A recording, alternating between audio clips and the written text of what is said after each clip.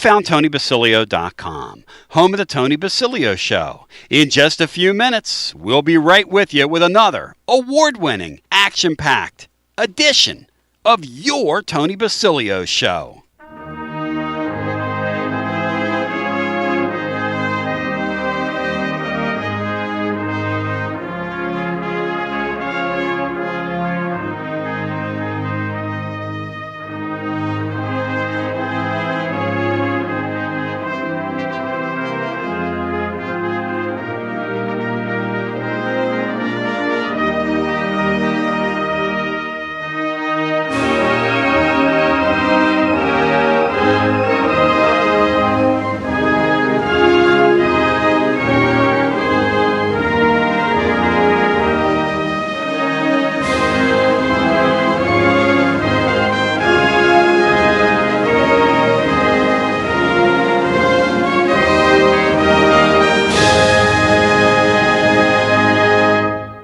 You found Radio Free Tennessee. Your Tony Basilio Show will begin momentarily.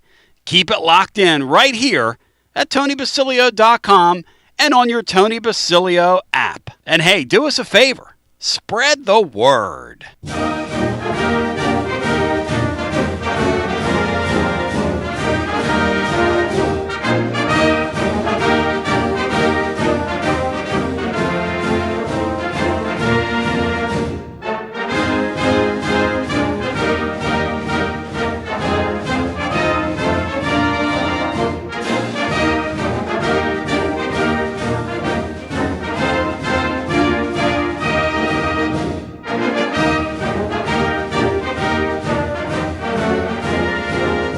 Listening to FM 105.7 and AM 1340, WKGN Knoxville, and W289CU Knoxville, Fan Run Radio. And then there's a time I was late getting to my own show because John Adams got here early. Isn't that a funny thing? So John Adams got here early, and I'm late. I'm late for a very important date. Don't even time to say goodbye. Hello, I'm late. Yes, I am overdue. I'm in a rabbit stew. Dixon, can you believe we were on till midnight talking about Tennessee and the rice handler last night? TGMD? Earth to TGMD? Earth to Brian Hart. Oh, I'm here. Yeah, I've been here. Well, I've been here. No, well, I mean when the game starts at 8:30, it's hard to have an early post game show. I mean, what are we doing? And the reason the game started at 8:30 last night, because I was told there's about 8,000 people there last night. Which, by the way, for an 8:30 start, when you're playing Tennessee State during the fringe of when you're playing Rice during the fringe of the Thanksgiving holiday season, I think that's a great thing. Don't you, John? To get 8,000 people, that's incredible, I think. Sorry, Can I John. Speak now? It's just really, come on, man. I mean, what are we doing? God, John walks in here, he's totally distracting. Yeah, jeez. I mean, Leslie calls. I She's never firing know. me up, focusing me, and preparing me. I never know if when I'm talking, if I'm on air. Am I on air now, Tony? Is it okay to speak? I mean, it's been alleged. Okay. Yeah, if you'd have had 5,000 there last night, that would have been a good crowd. Tennessee is just a huge sports town. It's crazy, isn't it? It really is. We had callers last night calling us around midnight. That's kind of for Rice. That's kind of sad. But it speaks to your brand and what you've built here. Matt, what do you think? I think he's trying to crack on me. No, I meant that. I think he's trying to crack on me. Okay, so if the SEC is a circus, Matt, what is Kiffin? The chief clown? The juggler? What would Lane Kiffin be, John, in the circus? If he... I could see him on a high wire. He's got gators on one side and tigers on the other. He's that animal jumps out of a barrel and jumps back in whenever it's getting charged. So he's walking the high wire. He's walking the high wire, and he's got gators in a swamp. He's the magician that appears and disappears at like 4 different spots throughout the arena. And, and here's And he's tweeting while he's doing it. But can you feel? I mean, I'm sympathetic in this era. I've become really sympathetic to fans. I mean, not just Tennessee fans for what they endure, but fans everywhere because they're the loyalists here. The team, the program, it means everything to them. And these players just come and go, and the coaches. I mean, this is maybe you could. It's one of the greatest. It's one of the top 5 seasons in Ole Miss football history. One of the top 5. And their coach, the man who is leading them into the playoffs, a chance to win a national title, he can't decide whether he wants to leave them for Florida or LSU. And John, and nobody gets to enjoy anything anymore. Like last year, we went to the playoffs, right? Where is that now? Where's the sheen and the shine of us making the playoff? It's nothing. It never even never happened. That's right. You get your world rocked by Ohio State, who you had no business being in the ring with last year. I mean, here you have this good season. You have this nice team. You're a good story. You're a fun story. You beat some great brand names like Florida, Alabama, and Oklahoma along the way. And Oklahoma turns around the next year and has your season. And it's like yours never even happened. It's like a mirage. Yeah, well, look back, SMU. This was a program that was literally left for dead. Yes. In the 80s. And they built back in the first year of the 12-team playoff, SMU. Out of nowhere, I never can remember what conference it's in. It's in the playoffs. And then it goes out there against Penn State, and its star quarterback throws 100 interceptions, and everybody's saying, why in the world was SMU in the playoffs? Which reminds me. Yep. I can see a scenario. I don't think Vanderbilt makes a playoff, even if it wins out. Matt, how funny seriously. But it would be at our expense. But it would be so humorous to see them get left behind. I know, but it's bittersweet. I mean, it's dark. It's dark humor. Because look what Vanderbilt – this is – it pretty much is Vanderbilt's greatest season, at least in modern-day college football. And it may not beat Tennessee. I'm not saying it will. But if it did, unless Oklahoma loses, it's not going ahead of Oklahoma. And they're not going to put 6 SEC teams in the playoff. Also, though – why did somebody think it was a good idea to always have the group of 5 team in the playoffs? It's an idiotic idea. It's really goofy, stupid. Now, I'll call it what it is. It's just like goofy. It's sacrificing a good game.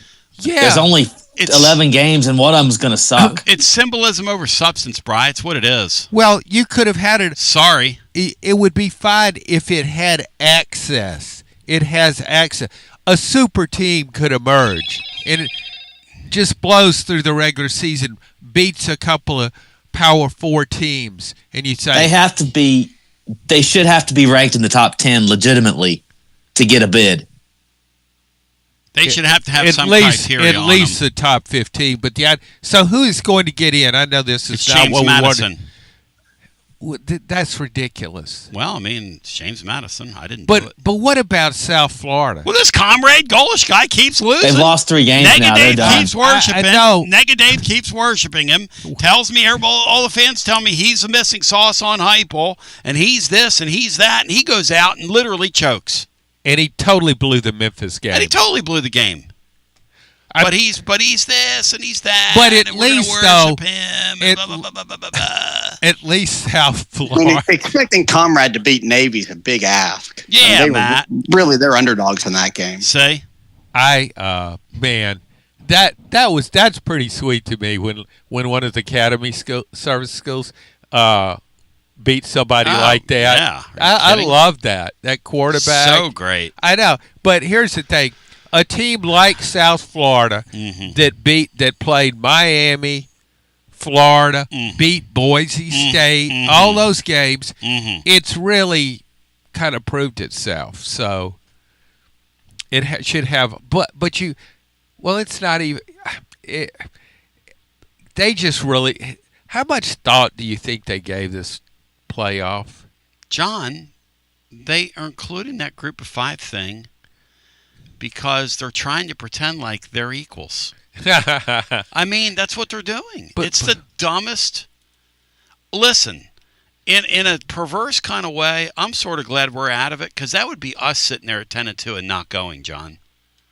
Think about that. If we had one more win, if the kick against Georgia's good, right?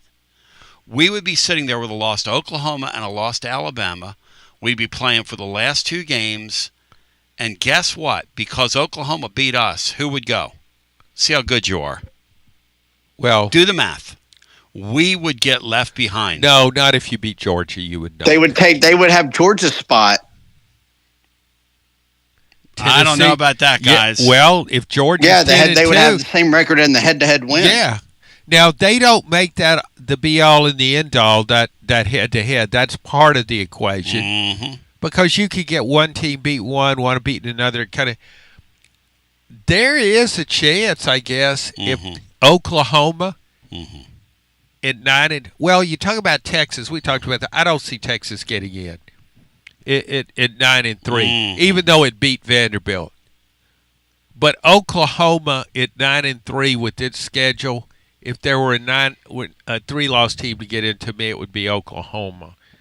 But then it lost to Texas by 17 points, though with the quarterback hurt. So we have a lot to talk about today. Very little time to get there. 865-200-5402 if you want to get in the hunt and in the mix with us. And in the mix and in the hunt. I'm sorry I went off on that tangent. John Adams is presented by Jennifer Morris, Next Move, SmokyMountains.com. I'm just blowing right over him right now. It's like when you're a guitar player and you blow lead over somebody.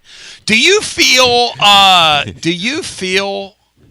like I do, Peter Frampton? Do you feel like we... Brian Hartman is going to set you straight. Because when the Florida game is played down through the years has mattered. And Tennessee, in these late-season Florida games, has a sterling golden record down through the years. Now, can we annex some of that mojo? We're going to find out. Leslie has a few words. Matt, did you hear Joshy Boy yesterday? Joshy Boy sounded like a man without a country yesterday. Is that Robert Frost wrote that? Who wrote Man Without a Country? Do you remember? Man Without a Country. He sounded really despondent yesterday, Matt. He admitted that he went shopping during the game the other day. He said the product doesn't speak to him. He feels very disenfranchised. All that stuff. Sounds depressed. What do you think, Matt?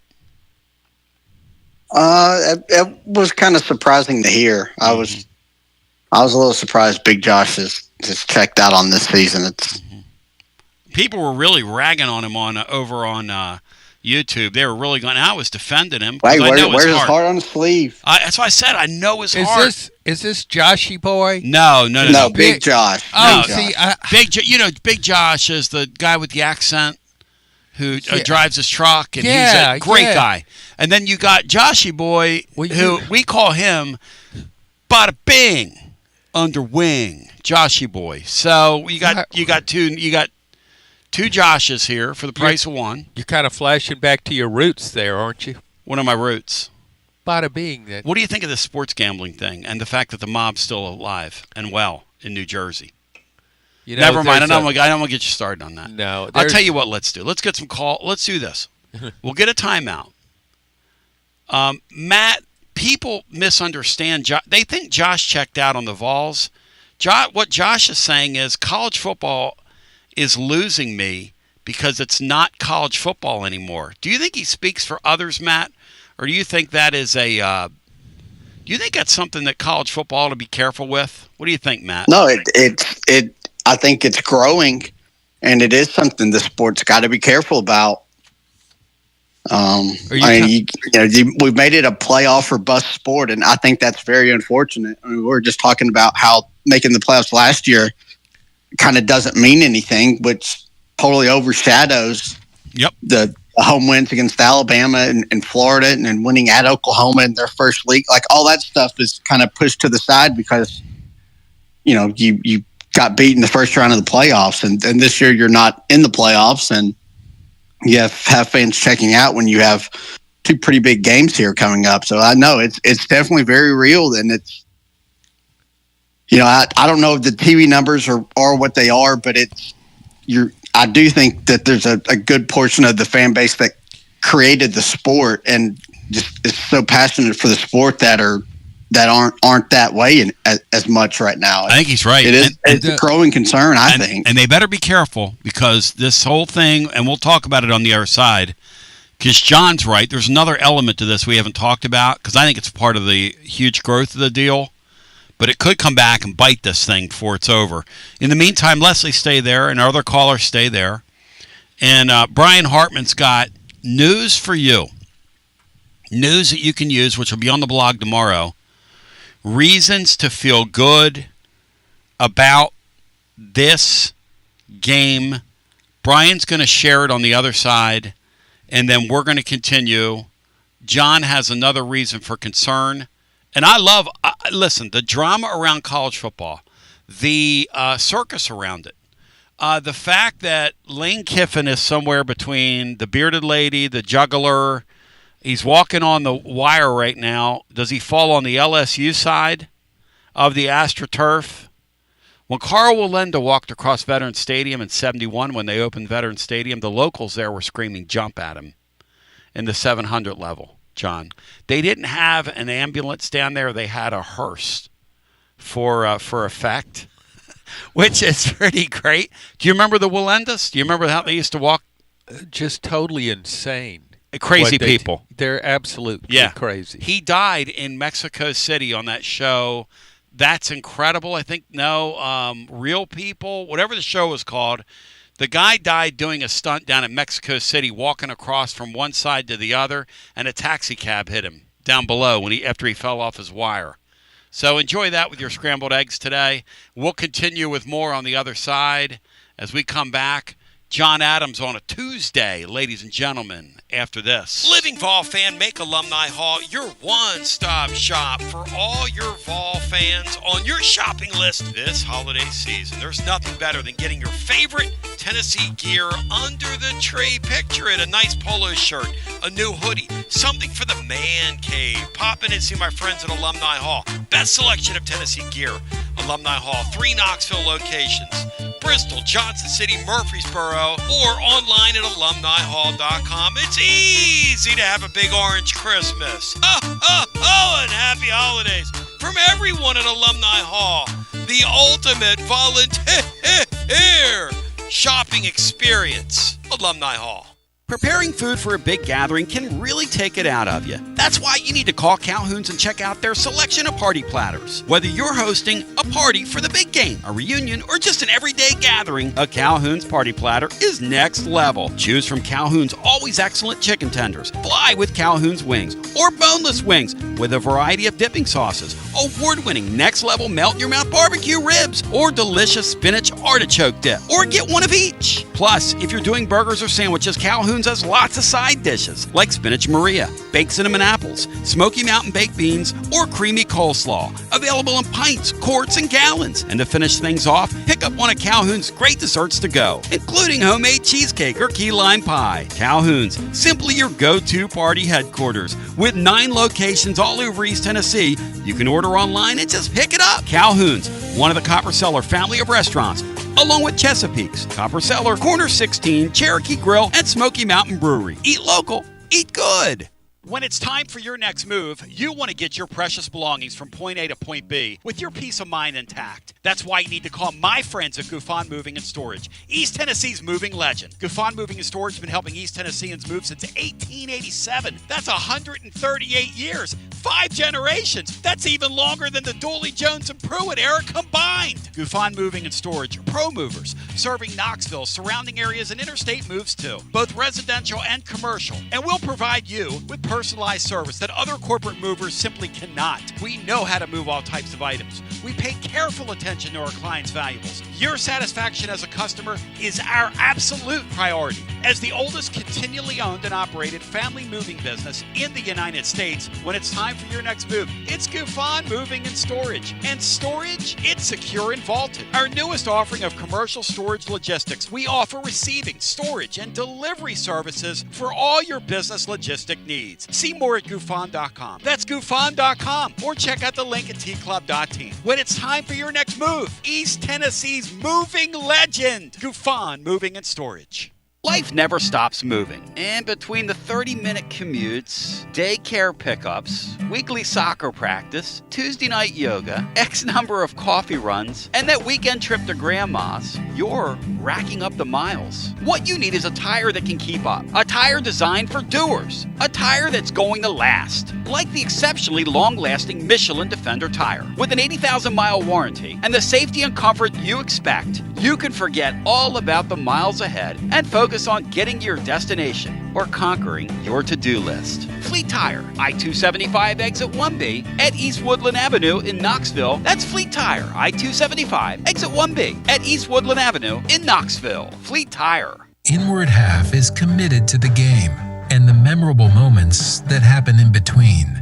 From the tee box to the tailgate, from the green to the big game. For the first birdie with Dad, the first big win with Mom. Friday night lights, Saturday superstitions, Sunday traditions. Fall into the comfort and unparalleled performance of Inward Half. This fall, enjoy the walk-in. Are you tired of hiding your smile because of crooked teeth? At Knoxville Smiles, we've got the perfect solution. Invisalign. No metal, no wires, just clear, comfortable aligners that straighten your teeth without anyone noticing. Eat what you want, smile with confidence, and see results in as little as 6 months. Call us today for more information about Invisalign, 865-539-1776, or just visit us online at knoxvillesmiles.com. Smile brighter with Knoxville Smiles.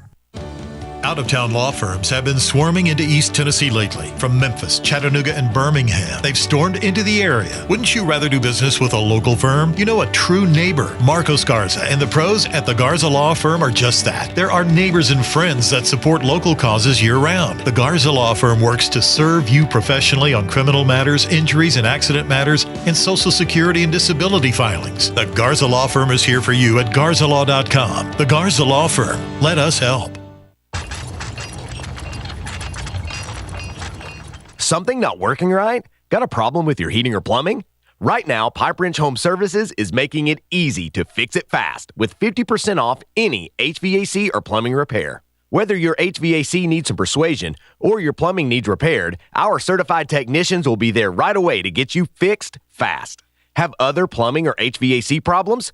We make it easy with free on-site estimates on replacements and free second opinions on repairs. So call or schedule your appointment online today at pipewrench.com and save 50% off any repair up to $500 all month long. We are committed to keeping your home cozy and worry-free this holiday season. Pipe Wrench Home Services, trusted in Knoxville, Maryville, Oak Ridge, and neighboring communities for over 20 years. And as always, same-day service guaranteed or the visit is free. This limited-time offer is good for residential services only. Visit pipewrench.com for details. Basilio here with Alan from WeShipFloors.com. Alan, is it true? Are we really having a Black Friday sale? Lay it on me. Yeah, Tony, Black Friday is the biggest time of the year for us. We're going to do a 40% off sale. That's what we're doing to everybody else. But for the Tony Basilio listeners, we're going to do 45% off. So you get an additional 5% off, which should be hundreds of dollars. All you got to do is use the promo code Tony. But for the real listeners, we're going to do another promo code. The second promo code is going to be promo code Negadave. So with the promo code Negadave, you actually pay 5% more. So 35% off using promo code Negadave, 45% off using promo code Tony. We're kind of having some fun here, but when you're talking about 120 super core floors, I've shown them over on the website, the video. You can't destroy this floor. Very tough floor that I designed. When I say literally millions of square feet, we've got 2 warehouses in Johnson City full of flooring. We're ready to go for any size project. But yeah, it's a remarkable product. It's the best waterproof flooring on the market because we sold everyone else's floors and I designed the floor that's better than everyone else. WeShipFloors.com. Free shipping to all, anywhere in the country. Go Vols, Tony. Kevin Brockway, ladies and gentlemen, now joins on your TLD Logistics hotline. Kevin is right now at the printer shop minting the Kiffin Family World Tour t-shirt. So far, it's had 2 stops. They played Baton Rouge yesterday, 3 hours, 2 encores. And then they went to Gainesville and apparently did a 2-hour set, played a lot of the hits. Brian Hartman, you produced this show for a long time, so let's structure this interview before Kevin Brockway joins us. We should have done this off the air today. How long do we spend on our football game this week, and how long do we spend on the fact that college football is a circus and Lane Kiffin could be its bearded lady at this point? Well, everything is tied together and related. Florida is playing Tennessee this weekend, and then they might be waiting on Lane Kiffin, who has an open date, and maybe Lane Kiffin goes down and goes to the game in Gainesville this week on his open date. So, John, Tom Petty is from Gainesville. We could do a set list: The Waiting, Hard Promises, Damn the Torpedoes. Lane Kiffin Layla belongs along the she belongs among the wildflowers. Baton Rouge is in one of his songs. There you go. I mean, come on. I love me some Tom Petty. So what do you do, John? Do we focus on the Tennessee game and what's left of Florida, or do we focus on the Lane Kiffin thing? I mean, I got to ask Kevin Brockway. Kevin, if you were in my shoes, how would you handle this on the TLD Logistics phone line?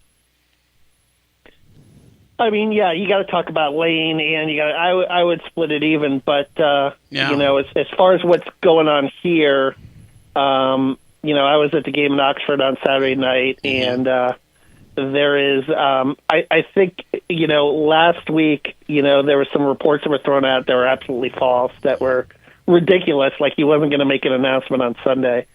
But you know, I think, like, you know, that there was cheerful optimism last week, and now with LSU entering the picture, it's turned into cautious optimism. So where did those reports come? Were there like media people or fringe media people down there that were saying that stuff? Where did that stuff come? I don't want to even distinguish it, but it's some Twitter guy who claims to have some connections with some people on the board of trustees, and he's a podcast host, but it's just, like I said. He paid like $15 for a check mark, one of those deals?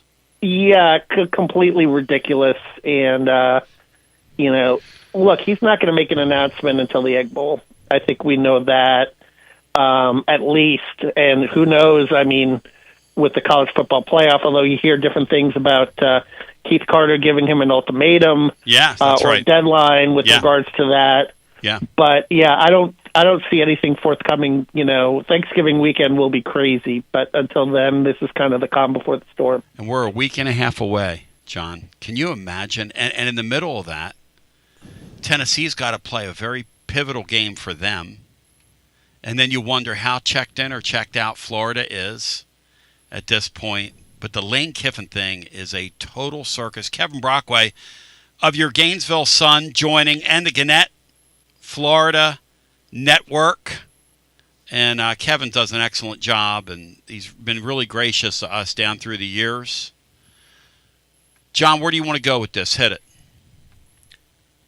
Well, I want to talk a little bit about Florida first, in that crazy situation as a backup plan.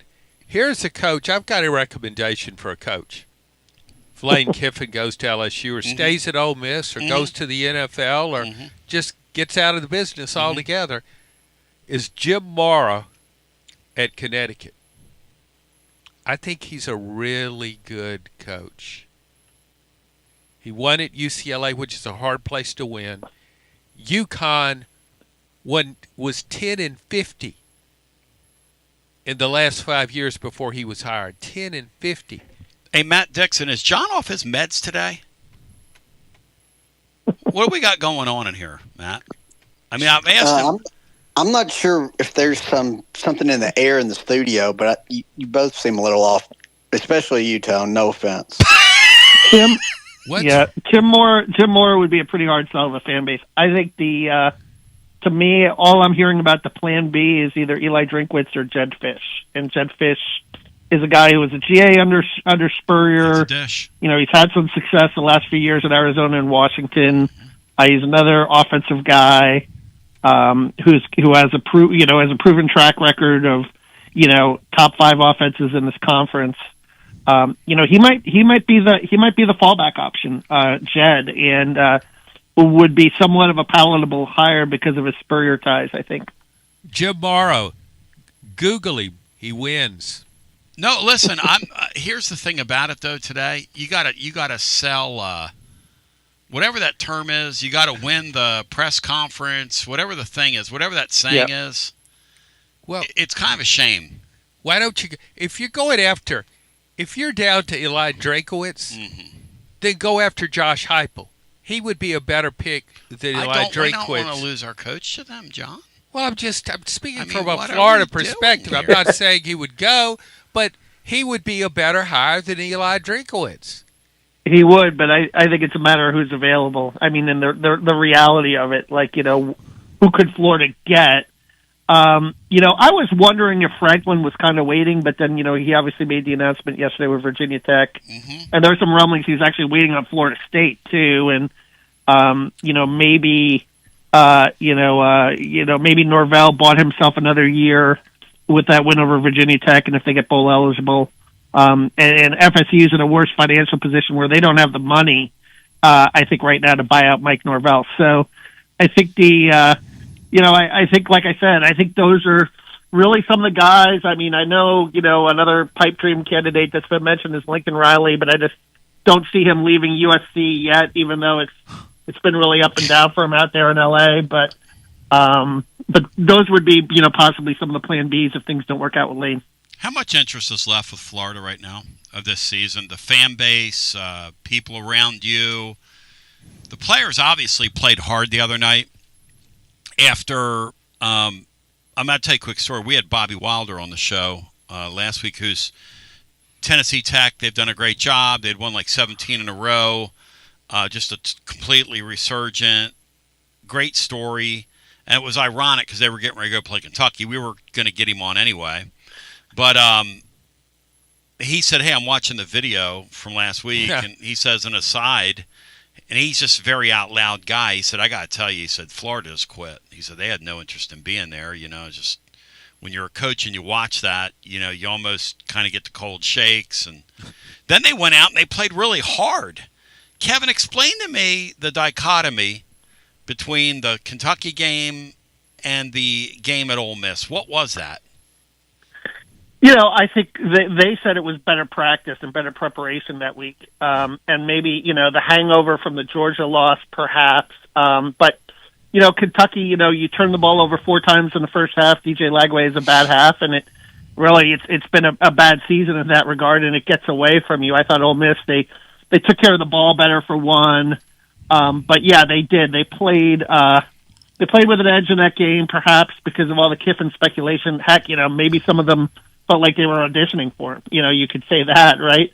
And particularly DJ Lagway had a pretty good first half, and then, reverted and made the big mistake in the second half. But I think as a microcosm as a whole of the Napier era, and, Gonzalez is the interim now, I think that's been the most dumbfounding thing to Gator fans is how you can get up for games and take teams like Georgia and Ole Miss into the fourth quarter and yet lay an egg against Kentucky. Or in year one, they laid an egg against Vanderbilt. And earlier this season, they laid an egg against USF, who's, had a nice season under Alex Golesh, but you should still beat USF in the Swamp. And that was the problem, was that, maddening inconsistency. And, for as much as Billy Napier talked about attention to detail in his press conferences, it never showed on the field. And, the margin for error now has become just slimmer and slimmer with the parity in college football. What's left for Florida? What's left for this team? How hard do they play Saturday night?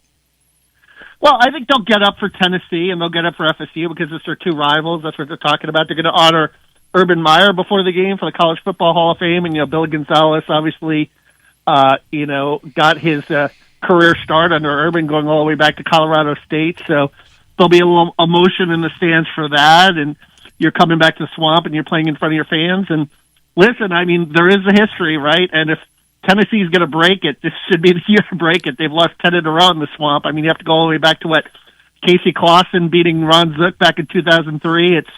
It's been a while since they've won there. So, but I think they're certainly concerned about what Tennessee can do offensively. And heck, Aguiar's having a heck of a season for the Vols, and I think it really starts with the pass defense. Hey, Matt Dixon, I bring you in here. Why do I get the feeling that the leak year quarterback's going to lose this game? Both these guys will leak around a little bit in these big games. No offense to either one of them. Obviously, Florida's guy's more leakier, but why do I get the feeling the leakier guy loses a game? And is that a decent read on this, the turnover? Yeah, no, I think it's fair.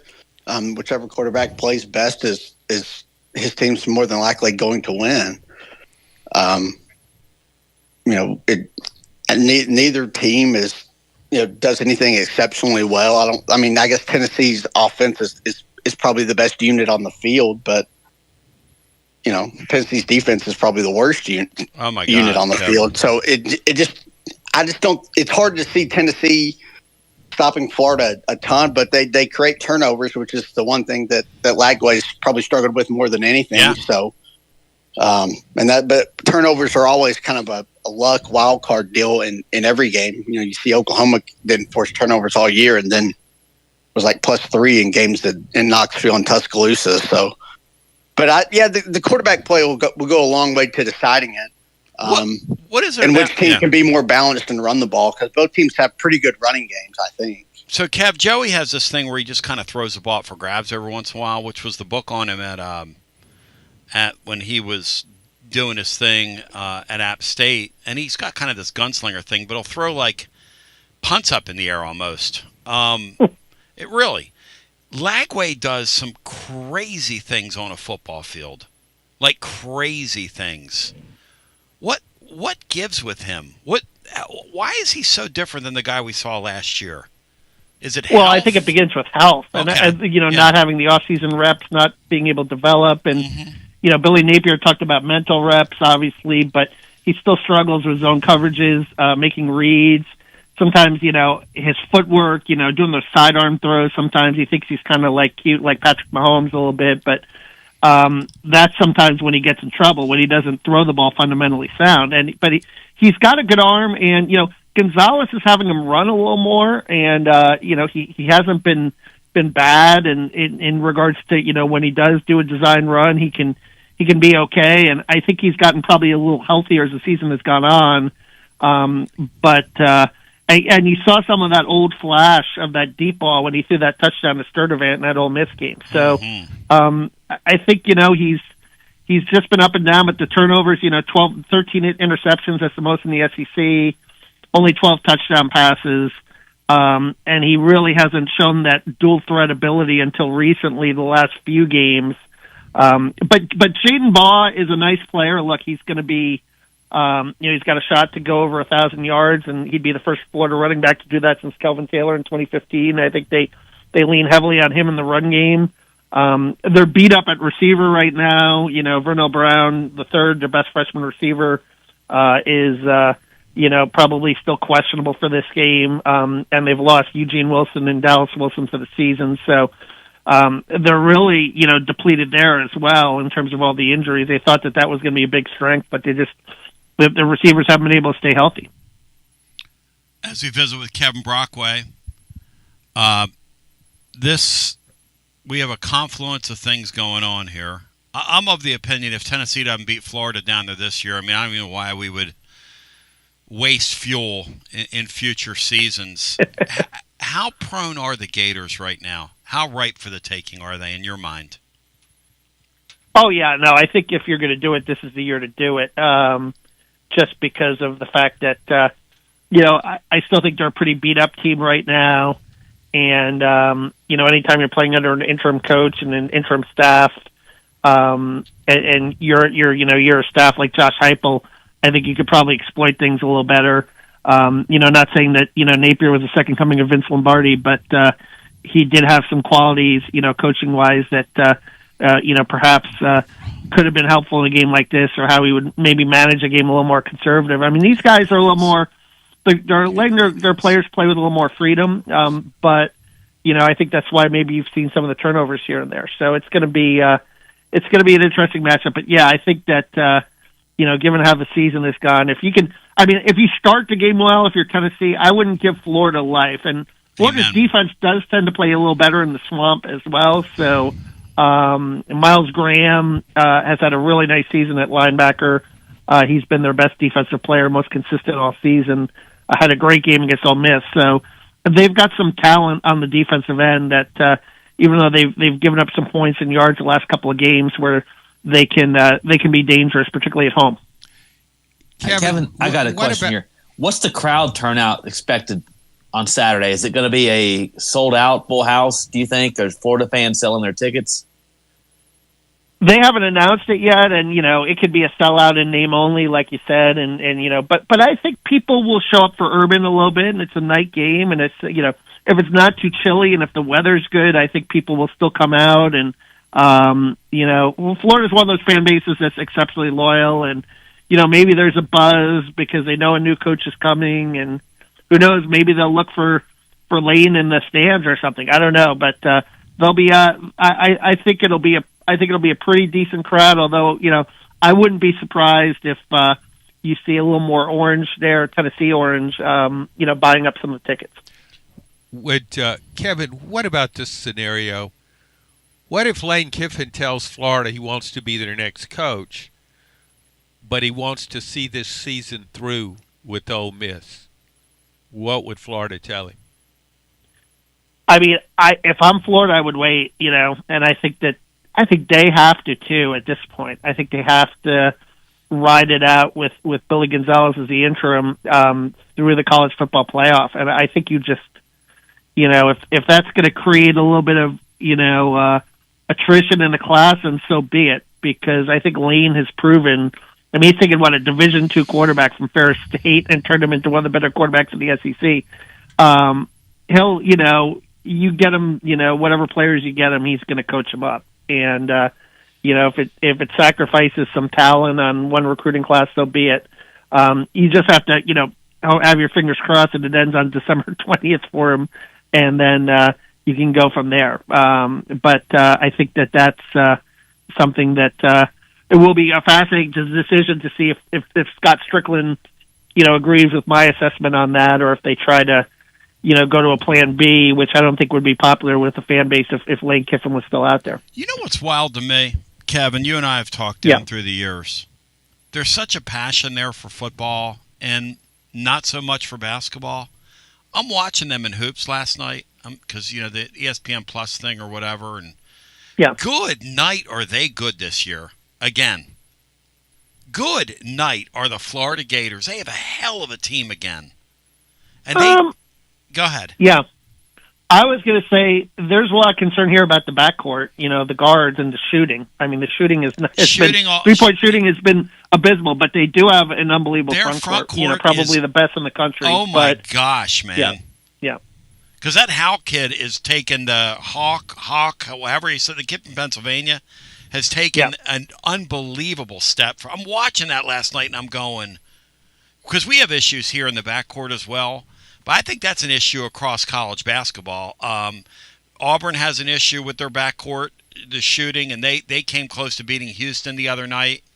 This is it kind of is what it is in that sport. But, Kev, any final thoughts for us here on the way out? You've been incredible today. I appreciate it. Yeah, just I'm looking forward to see how this coaching search unfolds, and I think that right now, we're in wait and see mode, but the fans want Lane, and you just wonder, I've always wondered all these like trolling things on Twitter with Napier over the years, like the burn sign for the spring game, if that was secretly Lane being a little jealous that he got passed over the first time, and now this is his opportunity to seize it and get it and to fulfill his destiny and be the next Spurrier. I think that is something that has always been in the back of his mind. Talking to people close to him, Florida's always been the dream job. Let's see if he follows through on it. He's really flaky. He's really odd. Yeah. Do you believe his family was at LSU and Florida yesterday? Are we believing that, or is this just part of the circus? I don't know. There was a report about him being here on Sunday, and I can't just see him hopping on a plane that quickly. But you never know. I mean, maybe they had something lined up for him. But I just, like I said, there's so much misinformation being thrown out there, Tony, and it's very frustrating. When we were chasing the ghost of John Gruden around almost a decade ago, people were having apparitions of him, like he was appearing to people in the clouds. But yeah, it's nuts. Kev, thanks, man. Great talking to you. All right, great catching up, guys. Thanks. Kevin Brockway, one more time, of your Gainesville Sun. And he does a good job. He's excellent. Yeah. All right, guys, what's Lane going to do? Let's go around the room. Brian, where's Lane going to end up? Stay at LSU. Stay at Ole Miss. Go to LSU or go to Florida? Call me crazy. I think he's going to stay where he's at. All right. He's either going to do that or go to the NFL. Matt, what you got? I think he stays. I think he stays. I think he's as long as Ole Miss is in the playoffs, I think he winds up staying. John? I've been leaning toward his staying because I just can't imagine. I know Lane is unorthodox, is one way to put it, I guess. However, the idea of leaving a playoff team, what does that say about the whole college football scene? The coach would just imagine in the NFL. The coach doesn't leave a team when he's made the playoffs and go to another team. It just shows that it just minimizes, trivializes the game itself. Right. There's a school of thought that would you want to hire a coach that would lead his team in the middle of the playoffs? Apparently, would you want that guy leading your program? Apparently, two schools want him. That's because the system they've set up. Well, there's no other option because of the schedule. That's why I think the NFL's out there because that's a better timeline for that. It's such a stupid sport from that. Well, here's another way perspective. To think about this, though. If Lane Kiffin, he's going into the playoffs with Ole Miss, this is not the last chance for him to go to maybe a bigger program. Yeah. What about Texas? What if Steve Sarkisian doesn't make it in the playoffs next year at Texas? I don't think Longhorn fans are really excited about the way this season has gone at Texas. He hadn't brought him a championship. They're kind of thinking those Ohio State terms. It's not about making the playoffs. It's about winning the championship. Okay, yeah. So look at Texas. What about Oklahoma? How long will Brent Venables hang on? What about the Florida State job? I think you've got a greater path to the playoffs at Florida State than Florida. The whole thing is completely, like Matt said, idiotic. And Josh yesterday came on here and riled people up because they took it as a Tennessee-centric comment. I heard what he was saying. It was not Tennessee-centric. He said, I didn't watch the Tennessee game this weekend and went shopping at the outlets because that's what college football's done to me. And you know what? I kind of get where he's coming from. I kind of get it. Even though I love the sport, Matt has told me it's getting harder and harder as a sport to recognize. Look, I love all the intrigue and I love all the all these convergent storylines and these crazy ass boosters and all the money they throw at these coaches and worship them, and then a year and a half later they want to kill them. I mean, it's the craziest thing going. And they never learn, John. They hire a guy. They talk about how he breathed on me and I felt different. And then a year and a half later, they want to fire him. It's the greatest thing in the world. Tony, if you're getting ready to fire a coach at a big time program, you should have your guy, your next guy, already picked out. But here's the problem, John. There are 9 other openings. So how are you going to have your next guy picked out? But for Penn State to fire James Franklin is really silly. That was just... That's the height of stupidity. It really was. Who does Penn State think it is? And Lane Kiffin's not considering Penn State. John, a week ago on here, and I told him myself in the blog, there were people saying that he was going to be announced Monday. And I said, where are you people getting that? There's no way James Franklin is going to go to Virginia Tech. James Franklin went to Virginia Tech. That is an awesome hire for them. Oh, yeah. That is a grand slam for Virginia Tech to get that guy. Sure. And what they need to do is put the band back together. Look, Brent Pry, who was one of his DCs up there with Penn State back in the day, the former head coach at Virginia Tech, you can't put that toothpaste back in that tube. But you can get a freshly minted Tim Banks. It is time, my friends. And I'll tell the Virginia Tech fan listening to us, Tim Banks is a great defensive coordinator. He is a tactician. He is an X's and O's, almost a savant, if you will. He's a tremendous recruiter. He's a tireless worker. If you're listening to us and you're from Tech and you're like a media person, I want to, from my heart to yours, I want you to know he's highly accessible. You can't keep him off the talk shows. You can't keep the man off the talk shows. He'll be an ambassador for your program. How many times has he been on your show now? As we continue with more on the other side, 865-200-5402. Leslie is going to break it down. Leslie, are you going to break it down scientifically? Is that what's getting ready to happen, Leslie? Scientifically. Dare I say. I think she's breaking it down scientifically. On the other side, right after. Does she sound committed, John, to that? I didn't hear anything. Oh, I didn't either after this. It's the hottest post-game show on the planet. Garza Law. Fifth quarter fan reaction. Fan reaction. As soon as the final gun sounds, we're live.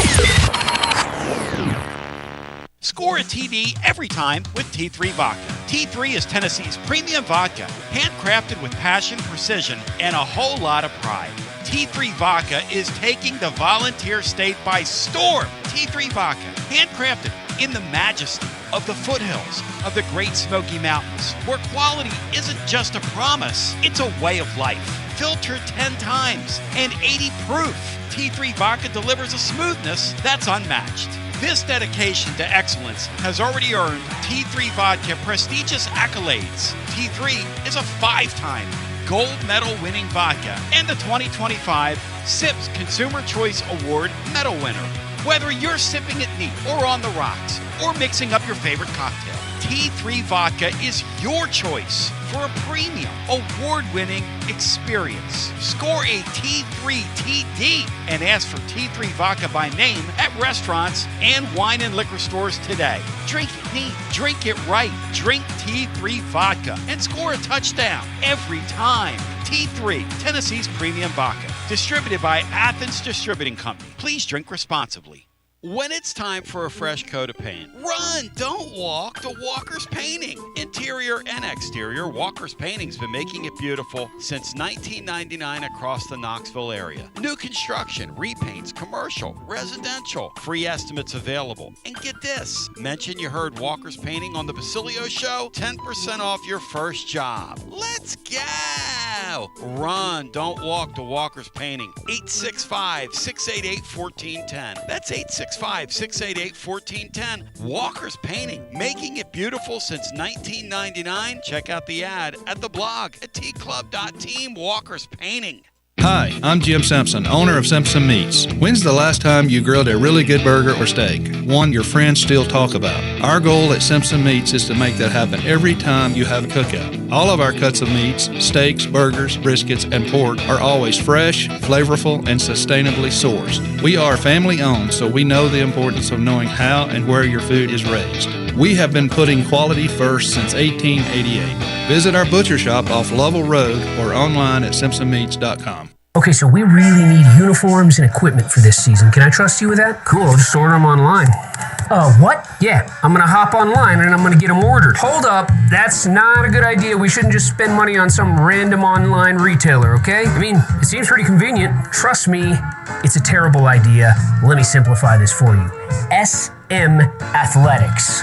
Okay, how do you pronounce it? SM Athletics? They're the go-to for uniforms and equipment, whether it's for universities, high schools, youth leagues, you name it. So why wouldn't you rather go with professionals who can guide us through the process, design the perfect uniforms, and deliver the best equipment? Yeah, I guess that makes sense. What's the name again? SM Athletics. Right.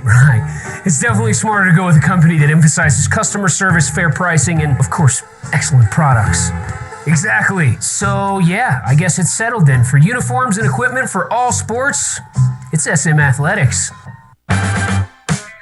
Yeah, it's another day, but what kind of day is it really? A day of doom scrolling? Laundry day? Nah, it's a White Claw day. Light and refreshing tasting, uniquely cold wave filtered. There's an iconic flavor for everyone. So grab a pack, grab your friends. Make the most of each day with those who matter most. When you're together with White Claw, every day is a once-in-a-lifetime experience. You just gotta grab it. White Claw. Grab life by the claw. Please drink responsibly. Hard seltzer with flavors. White Claw Seltzer Works, Chicago, Illinois. Got a problem tree looming over your home? Call ECR Total Landscapes. Whether it's trimming, removal, or storm cleanup, our certified pros get the job done safely and efficiently. We're licensed, insured, and ready 24/7 for emergency calls. Big or small, we cut them all. ECR Total Landscapes. Call now for a free estimate, 865-384-2012, and mention promo code FANRUN for free stump grinding on any tree removal now through the end of the year. Also, visit us at ecrtotallandscapes.com. Basilio here for Budget Transmissions. TGMD, the great Matt Dixon, took his Ford Escape to budget, and like our gold bullet back in the day, it was a total mess. And now, Matt's back in the game. He's got a new transmission, axle, wheel bearing, both radiator hoses, engine mounts, coolant hoses. I mean, his Ford Escape was about to escape to the junkyard, but he didn't begrudge it. He took it to budget, and now he's on his way back to Omaha. Budget Transmissions, over 30 years in business, conveniently located in Bearden. All extended service contracts are honored. A gold certified Repair Pal member. 865-584-4391. 865-584-4391. Budget Transmissions. Don't begrudge it. Take it to budget. Josh Collins at Collins Insurance Agency. At Collins Insurance, we strive to ensure our customers receive better coverage along with bigger savings. Our community is important to us. We want to provide exceptional service to our customers. Anybody can provide great rates, great coverage, but can you also get great service? And hey, don't just take my word for it. What's up, everybody? Zakai Ziegler here. My family turns to Collins Insurance Agency for the best service, coverage, and price. So don't just go online and get some random insurance. Experience the Collins Insurance difference. Like he said, experience the Collins Insurance difference. CollinsInsuranceTN.com. CollinsInsuranceTN.com. And hey, their Mama ZZ approved. CollinsInsuranceTN.com. Thank you to Josh Collins and ZZ. One more thing, Tony. Go Vols! Yee-haw! I've been hooting and hollering ever since I started betting with the VIP Play app. VIP Play has more than 200 leagues, every bet type you can imagine, live betting and live hosts, all with 24/7 support from real live people when you need them. Start betting better with the VIP Play app today. Don't be a better, be a better with VIP Play today. VIP Play coming soon. Gambling problem? Call 1-800-889-9789. Must be 21 plus and located in Tennessee to bet. Hey there, Basilio crew. Jennifer Morris with Keller Williams Realty. The holiday season is here, and if your plans include unwrapping your new home, then take advantage of less competition and motivated sellers while others are out fighting over parking spots at the mall. Smart buyers are out snagging deals on great homes, and I'm ready to help. Give me a call, 865-694-5904, or reach out at nextmovesmokymountains.com. That's nextmovesmokymountains.com, and as always, go Vols! Jennifer Morris is a coolest, man. If she's fighting for parking space at the mall, she wins. I ain't messing with her. She gets it. She's what you call cool. I would say no moss. No moss. Let's keep it live and legal. Hour number 2 right here. You're listening to FM 105.7 and AM 1340, WKGN Knoxville and W289CU Knoxville. Fan Run Radio. All right, here we go. TB and you. Let's get down to brass tacks before I get Leslie. She's going to join. Because she's going to break it down scientifically. Brian Hartman, speaking of science, make me feel good about this Florida game because we had a slew of, shall we say, I don't want to say negavals because people have every reason to feel terribly about this upcoming game and dreading this upcoming game. We've lost to some corpse Florida teams. We've lost to some great Florida teams down there. We've lost to some bad Florida teams.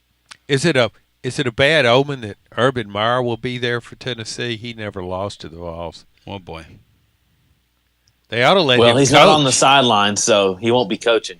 Yeah, but he might be hooked up to the coach that is coaching on the sideline. He might. Well, it's true. I mean, he might be looking at film for him this week to help him because they're boys.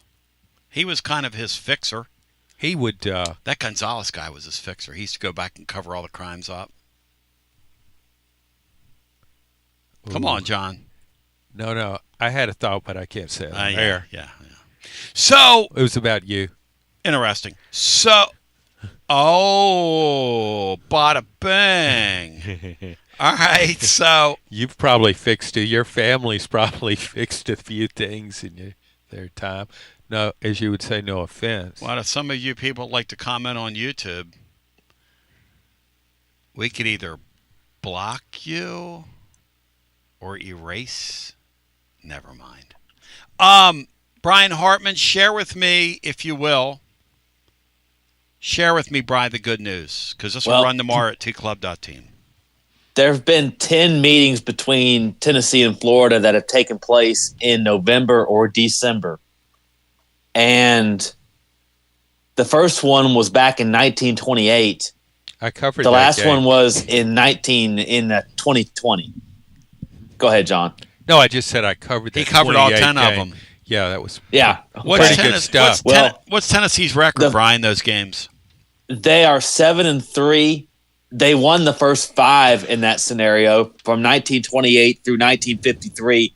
They have, however, dropped 3 of the last 5, but both of the games they've won since 1954 against Florida in November or December were in Gainesville, like this year's is.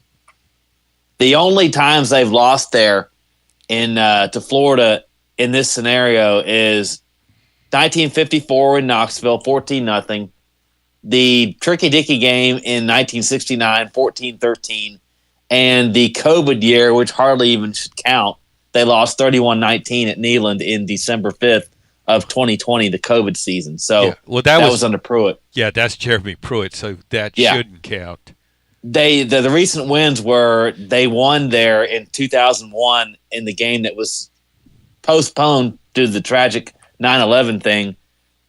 They won 34-32 as a 17-point underdog in what was Coach Spurrier's last game in the Swamp. So when they play that game late, history favors the Vols in this 70% of the time. We just talked to Kevin Brockway. Look, I was looking on the aftermarkets last night. Hey, listen. Tickets are $70 last night. Tickets going to be $15 at kickoff. Because if they're $70 on a Monday, they ain't going to do nothing during the week but fall. Would Dave would caution anybody about going down there and buying a ticket for even $15. So that was a chilling tale he told last week about his experience in Gainesville. I was having a really good show, and you got to bring that clown up. Sorry. Because he was a punk and a clown last night.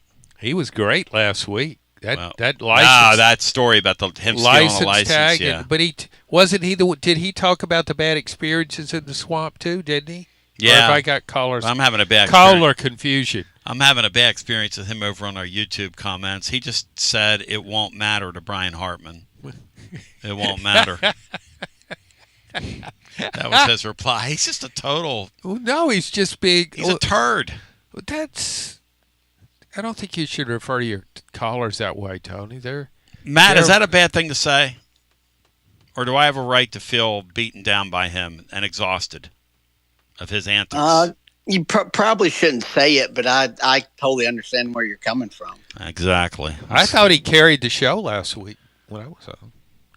I love Negative as a interesting caller. People think that I know Negative. I've never met Negative. I wouldn't know Negative if I bumped into him.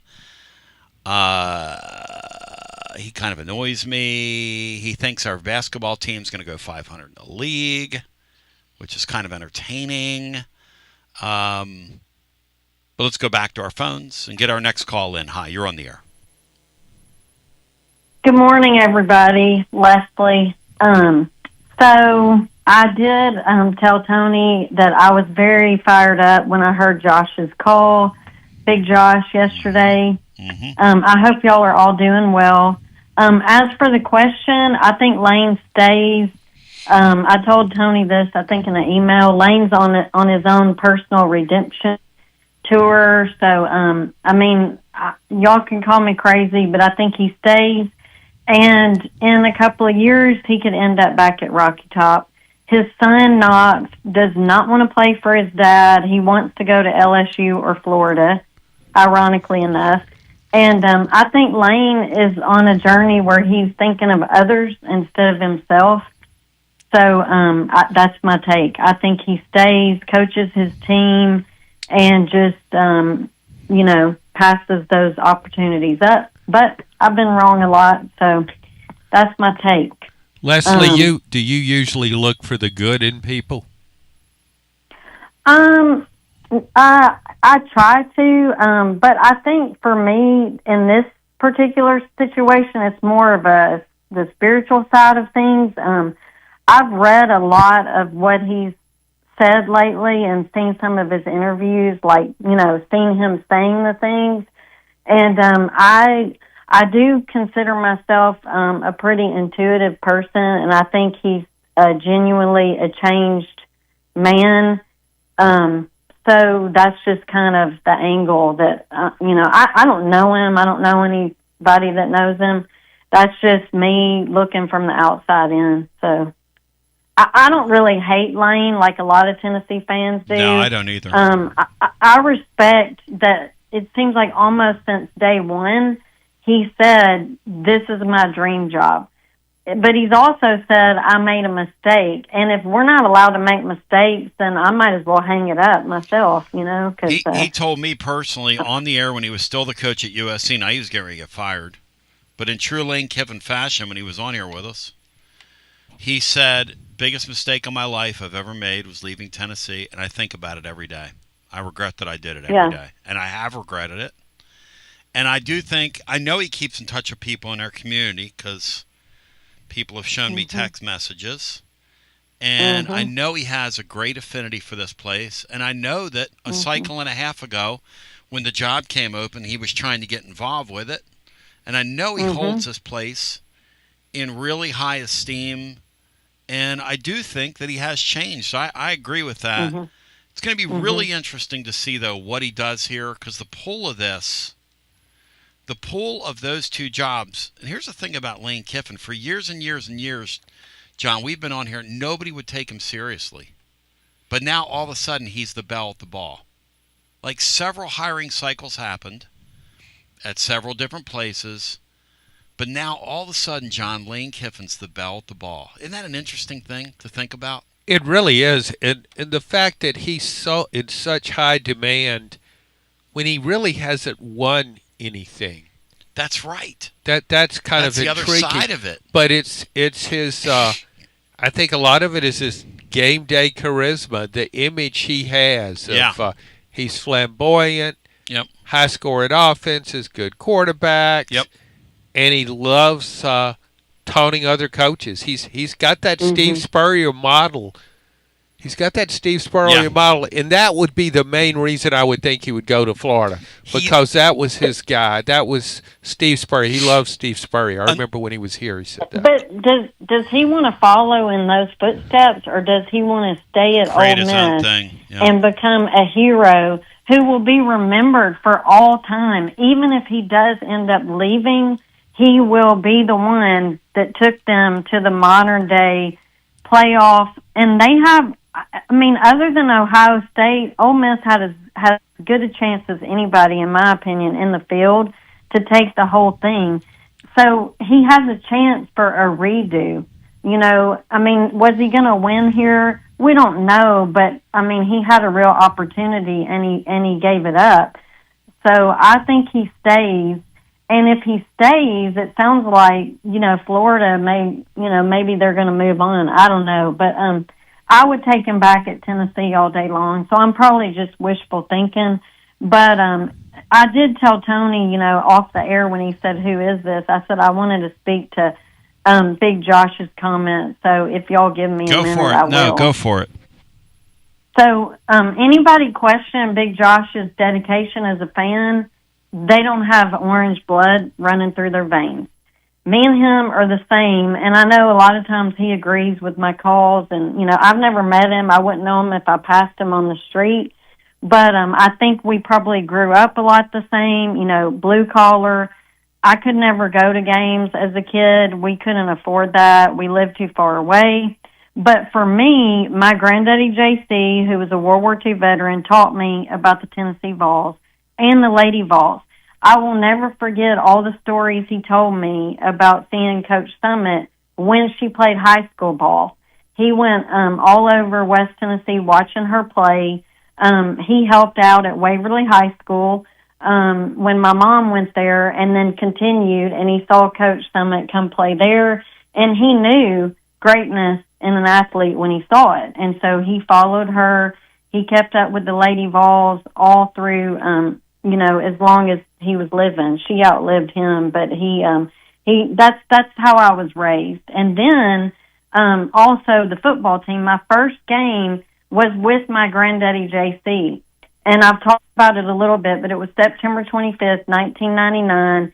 Tennessee was hosting the Memphis State Tigers, and someone that knew my granddaddy well and had season tickets from around New Johnsonville, Tennessee, I can't remember who it was, but they gave him these tickets for me and my sister and my granddaddy to go. I was 26. Jonah, who I've mentioned, he was a year old. He went on, you know, to graduate from UT, but I will never forget watching in January of 99 with my granddaddy JC and Jonah, and he loved that little boy. And Jonah was named after my granddaddy, Jonah Hall. But anyway, we watched that game together, and that's the kind of fan I am, and I think that's who Big Josh is too. And in that game, though, I want to point out too what he's talking about the modern day version with these pairs being played, and I'm not necessarily against that, but back then, the Memphis State Tigers had zero chance of winning that football game. But pride, sheer willpower, and belief in themselves as a team, they were ahead almost the whole game. A late touchdown drive by the Vols and the point after, which put us ahead 17-16, and that was what the final score ended up being, but it was late in the fourth quarter. Cedric Wilson, y'all remember him, he caught the winning or the tying touchdown pass. He was from Memphis. Yep. Do you think that game mattered to him? Do you think it mattered to him wearing the power tee, wearing the orange and white? Did it matter to him? Leslie, and then we have this in-state player now. Does it matter to him? Did it matter to him and his mom? That's what Big Josh is talking about, I think. I can't speak for him, but it's never going to be like that again. We have fans today saying that Big Josh quit on the Vols, and they're mad at him, and they're mad at you for taking his side. They're mad at you for taking his side. Matt, you seem to understand where Big Josh was coming from. Do you think Big Josh quit on the Vols, Matt, over the weekend? Do you buy that? No, not that. I mean, it's New Mexico State. Thank you. That's where I'm at. He'll be fired up by Friday. He'll probably call in and be fired up. Yes, he will this week because it's Florida. Yes, he will. So, but he was checked out last week, and I understand it. And his big picture point is I really understand that, and it's a concern I think the entire sport needs to have. Which is the big picture point, because people miss the nuance. No offense to some of these people over on YouTube. They never understand nuance. No offense to them. I don't know about emotional intelligence. I don't know, whatever you want to call it. No offense to y'all. Share, Matt, what we're getting at here. Just that passion and kind of the soul of college football, the college football that a lot of us kind of fell in love with and grew up with, is slowly, being just ripped away. Kind of like the NASCAR deal. Although college football is way too big to fail like NASCAR, but it's certainly becoming more and more just like a minor league to the NFL, and I don't think that's a good thing. College football should stand on its own because there's a whole lot that separates it from the NFL, and it begins with fans and just the passion that fans have. Yep. And Leslie, I was just told, "Oh, Tony, that's good. Insult your audience." Leslie, one thing we do on here, we keep it real, Leslie. I mean, you and I have had fights. We've had fights in the past, right? But we keep it real. Yeah. We keep it real, man. Hey, any of them, I mean, you've met me and Bino's met me, but hey, any of them want to post up? Hey, I'll see them, I mean, look, my passion runs with my connection to my granddaddy. That's right. My family. Can't that take I it was apart. born here. Yes. I mean, I don't care, and I'm as passionate as they come. So, one other thing I got to say is, why is our coach not on any of the hot boards? I think he is. Isn't he, John? He's being mentioned. He's not on any of the graphics you're seeing all around. I think he's news being mentioned, media. John. Don't you? Some of the hot boards. I just don't think Josh Heupel resonates with fans nationally. He doesn't have a presence on social media. He doesn't say anything in a press conference. He's as vague as a human being can be. So he doesn't. People don't feel like they know him. They don't. He's the opposite of Lane Kiffin, who has a charismatic quality to him. Josh Heupel, though, I wrote a column about this, comparing his record to Eli Drinkwitz. If you look at the resumes, why wouldn't you want Josh Heupel over Eli Drinkwitz? I would. Because Drinkwitz does his stunts, and that stuff resonates. He could be a little folksy at times. He's got a way about him. That's very interesting. He's chatty. I think that matters. Well, I think you're probably right. And Leslie, thank you. I have seen him, though, referenced with LSU. Like R.J. Choppy, for instance, does radio in Dallas, who's a guy that interned under me when we were kids, but he does a morning show in Dallas now. He texted me yesterday, and he said, is this stuff with Heupel and LSU real? And that's why, see, he has been mentioned by some people for some jobs. I just think it would come down, he'd be like their fifth choice at best. Brian, most places. How did he get this job? I mean, let's talk about it. James Franklin, who they went after, got a huge raise. They actually talked to Tony Elliott. They talked to Tony. They offered it twice to Tony Elliott. Dodged the Kansas State coach. 2 times. That's 2 times. So he doesn't. Jimmy Sexton's not his agent, so he's not going to be a name that gets thrown out for every hot board. That's right. That's a really good point. That's a great point. That's the great point. Somebody said Heupel's razor. Said, welcome to the Leslie Show. Our first caller is Tony.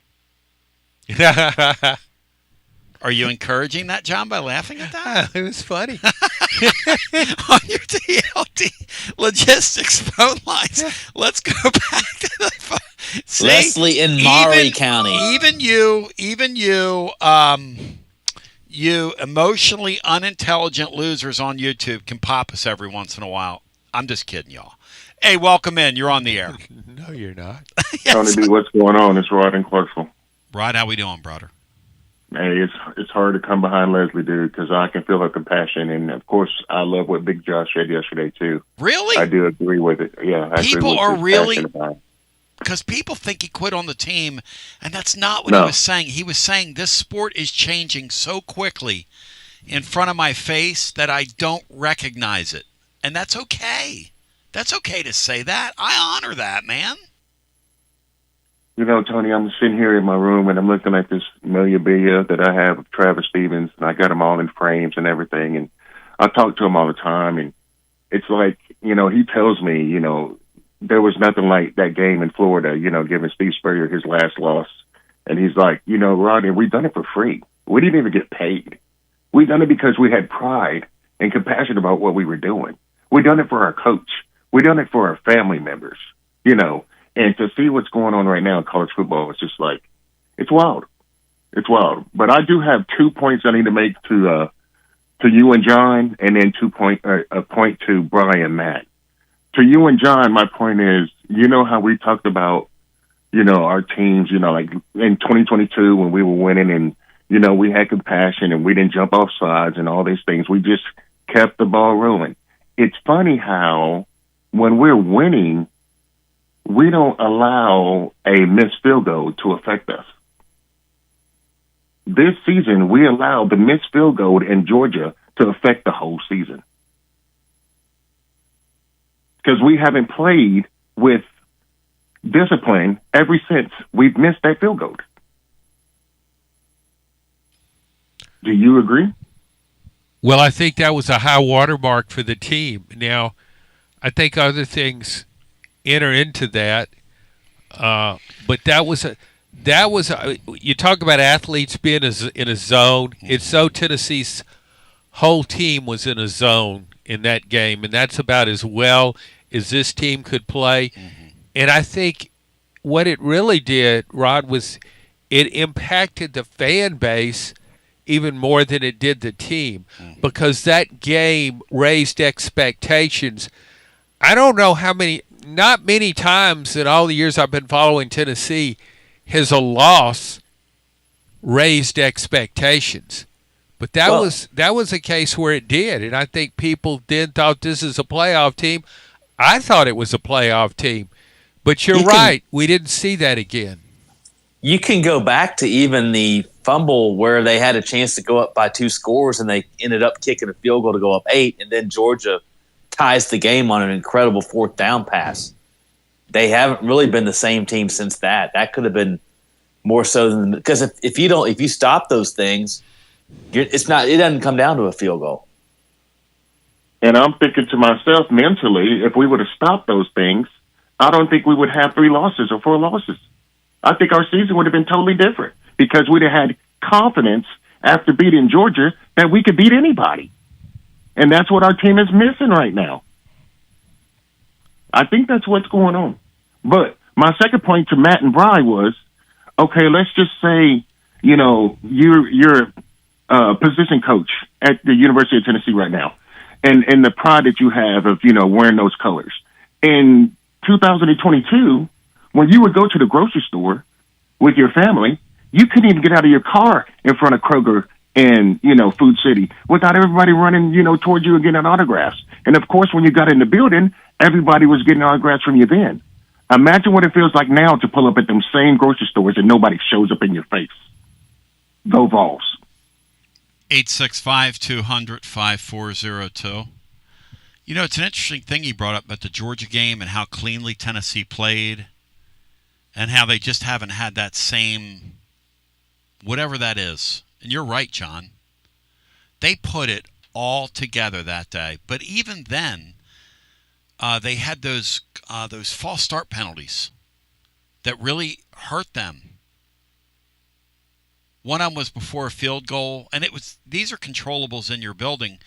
The thing about Heupel, and everybody makes judgments about these guys, and they live week to week, day to day with them. 2 things are true, okay? They've done a very good coaching job with this team to this point, I think. I expect to win the next 2 games. But in my heart, I don't expect to win Saturday. and I would take one of the next two. If they get to 9-3, that's an A-level coaching job. After everything that's gone on this year, you don't have McCoy. You lost your other starting corner. Obviously you weren't going to have McCoy. That's why you went and got Colton Hood. But the eval was so good that he's going to be a first-round pick.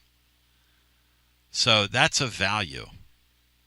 You don't have safety play. You have a linebacker on your team right now. You've kind of patchworked your offensive line and worked around some injuries. If you can get the 9 wins, that's a pretty good season. It's kind of a big if from here, but it's a pretty good season. To show you the razor's edge you live on, though, if you go 7-5, they're going to be on you like white on rice. You go from an A to a D+. And I'm not sure how fair any of that is. These guys are so under the microscope and evaled and re-evaled. Here's one thing I do believe. If this guy doesn't fix his systems of controlling the controllables, he's not going to be here in 2 years. He better fix, because next year, if they don't start doing the little things well, when that schedule gets harder, he ain't going to make it. And I like the guy. I'm for him. Matt, am I being too dramatic or am I right? They've got to quit killing themselves. They've got to quit putting themselves behind the chains. It's all unforced stuff. Yeah, you've got to clean up the small things, the little details, because there's fewer possessions, fewer plays now. You can't just overwhelm a team by playing with tempo. So yeah, the little things that didn't matter as much previously matter a whole lot more now. And every play, every possession, is worth more than it used to. So yeah, you've got to clean up the self-inflicted, pre-snap penalties or illegal formation, whatever, all those little ticky-tack things. You've got to get all that stuff cleaned up for sure. And that's just where I'm at. And to their credit, they've done that the last really 3 games. They've been, they've cut down their penalties considerably these last 3 games. Hopefully that continues in these last 2. Leslie had a really good call, and Rod did too, and they both touched on something that I think is significant. Mm-hmm. We've been talking about the state of college football today, and it's how the sport has evolved, but also how the fans have evolved. And Leslie and Rod were both speaking to this about caring about how much it mattered. And I think fans are losing. They are losing their emotional connection. They still want to watch the games. They still pull for the team, but the emotional connection, they've lost some of that. And that's one of the things that's different. On the other hand, there's a different kind of fan coming into the fan base, and that is the gambler. Betting is more prevalent than it's ever been, and I think a lot of people now are watching the game not with an emotional attachment to it, but with a monetary attachment. We're talking about players getting paid, coaches making millions. Well, now the fans have a chance to make money. Not a good one, because the book doesn't lose over the long haul.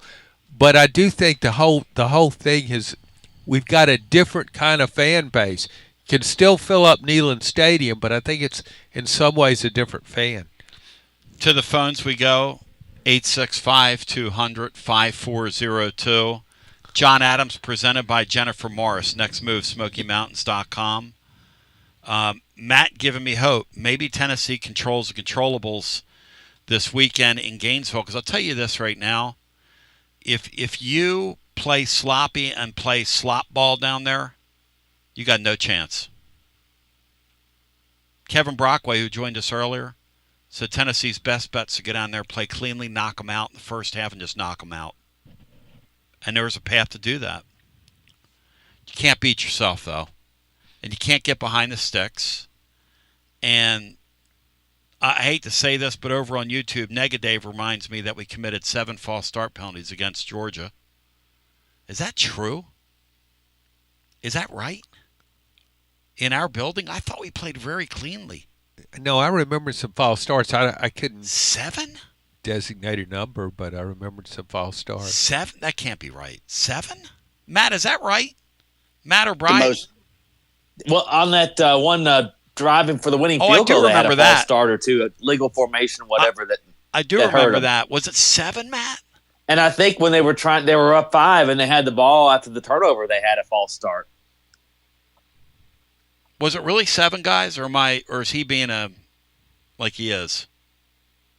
No, I think they had 7 pre-snap penalties that game. Yeah. Wow. As we continue, and Georgia had none. That's why Kirby wins, man. As we continue with more, and I look, I got nothing but respect for that dude because their team has grown into this season, and they should not have the record they do, but they do because everybody makes mistakes when they play against those dudes. Everybody. After this. Guests appear on the TLD Logistics Hotline. Online at tldlogistics.com. Are you currently a residential electrician? Would you like more benefits, better pay, more upside? What about a $3,000 signing bonus? Free company-paid health insurance, annual profit share, company vehicle, gas card, much more. Call Advent Electric today. Advent, known for their large commercial jobs around town, and due to high demand, they're adding additional roles for their residential department. Maybe you know a friend, family member that's a residential electrician. Spread the word. Email hr@adventelectric.com. hr@adventelectric.com. 865-588-0631 and ask for the Tony B 3K signing bonus. Advent Electric is hiring. You got to dream about buying some land and building on that land. Well, Waterside Contracting is your ticket. 25 years of making dreams come true, Michael Scott. For hundreds in our area, custom homes or remodels, Waterside Contracting will build on your lot. They do incredible work all over the area. Structural integrity, quality without compromise. It's a way of life with Waterside Contract. Check out the wonderful work Waterside does. WatersideContractingLLC.com. When it's time for your dreams to come true. Quality without compromising. Waterside Contracting. College football fans, Chris Fowler here with the play call. This season, go for Dose with ice-cold, refreshing Dos Equis. It's more than a single play. It's a mindset. Think of it as a 2-point conversion for real life. Taking the risk, making the bold move. Whenever we get the chance to go big, we take it. On the field and off, always go for Dose with Dos Equis. Enjoy Dos Equis responsibly. Copyright 2024 Dos Equis Lager Especial Beer. Imported by Cervezas Mexicanas, White Plains, New York. Hi, I'm Jim Simpson, owner of Simpson Meats. When's the last time you grilled a really good burger or steak? One your friends still talk about. Our goal at Simpson Meats is to make that happen every time you have a cookout. All of our cuts of meats, steaks, burgers, briskets, and pork are always fresh, flavorful, and sustainably sourced. We are family owned, so we know the importance of knowing how and where your food is raised. We have been putting quality first since 1888. Visit our butcher shop off Lovell Road or online at simpsonmeats.com.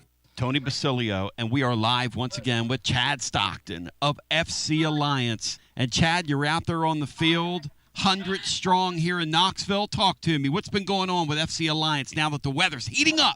We're out here for the first night of the boys' tryouts. We have over 400 kids that'll be here tonight.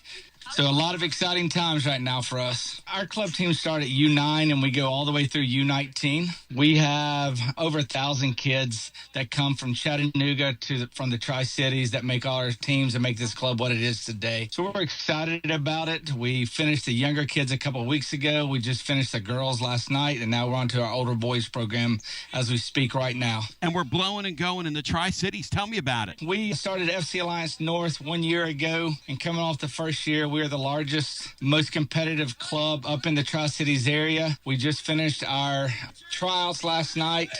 Looks like right now we will be well over 400 kids for the upcoming season. So great things happening up there. We've put our boys into some really good regional leagues. So we're excited about what the future holds for them and also our girls programs. If you want more information, check them out at fcallianceknox.org. That's fcallianceknox.org. Chad Stockton, keep growing the beautiful game here in East Tennessee. Absolutely. Thanks, Tony.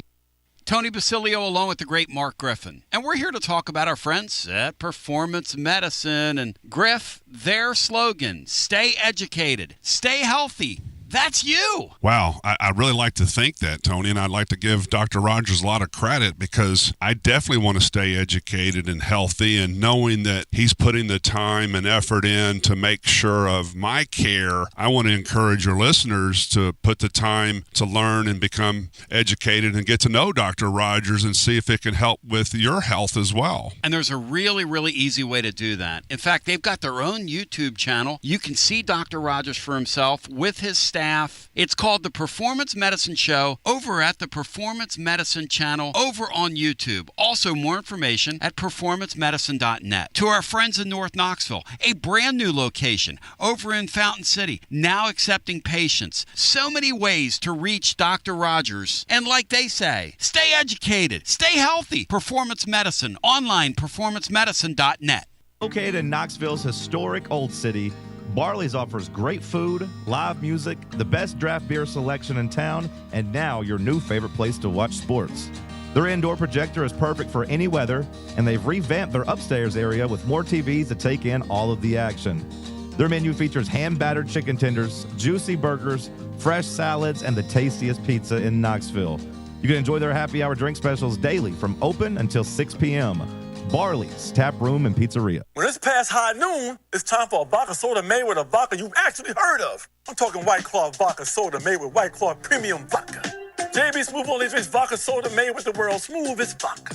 And you can too. Pick you up a bottle of the triple wave filtered vodka that's been distilled 5 times. White Claw premium vodka comes in 4 flavors: black cherry, mango, pineapple, and just vodka. You haven't had vodka like this. No one has. White Claw Premium Vodka. Please drink responsibly. The season of giving reminds us of what truly matters, community and connection. Hi there, Jennifer Morris here with Keller Williams Realty. As the year closes, I wanted to take a moment to sincerely thank you, my Basilio family clients. Thank you for trusting me with your most important decisions. Whether it was finding your first home or successfully closing a chapter, your trust means everything. I look forward to new and continued relationships through the new year, and feel free to reach out to me at 865-694-5904 or nextmovesmokymountains.com. That's nextmovesmokymountains.com, and of course, go Vols. So, rather interesting development here. Brian Hartman shared with us about Lane Kiffin, and then we'll go to the phones. Pete Thamel said that Ole Miss coach Lane Kiffin told the Pat McAfee show about a report of an ultimatum on a decision on his coaching future. And his quote was, "That's absolutely not true."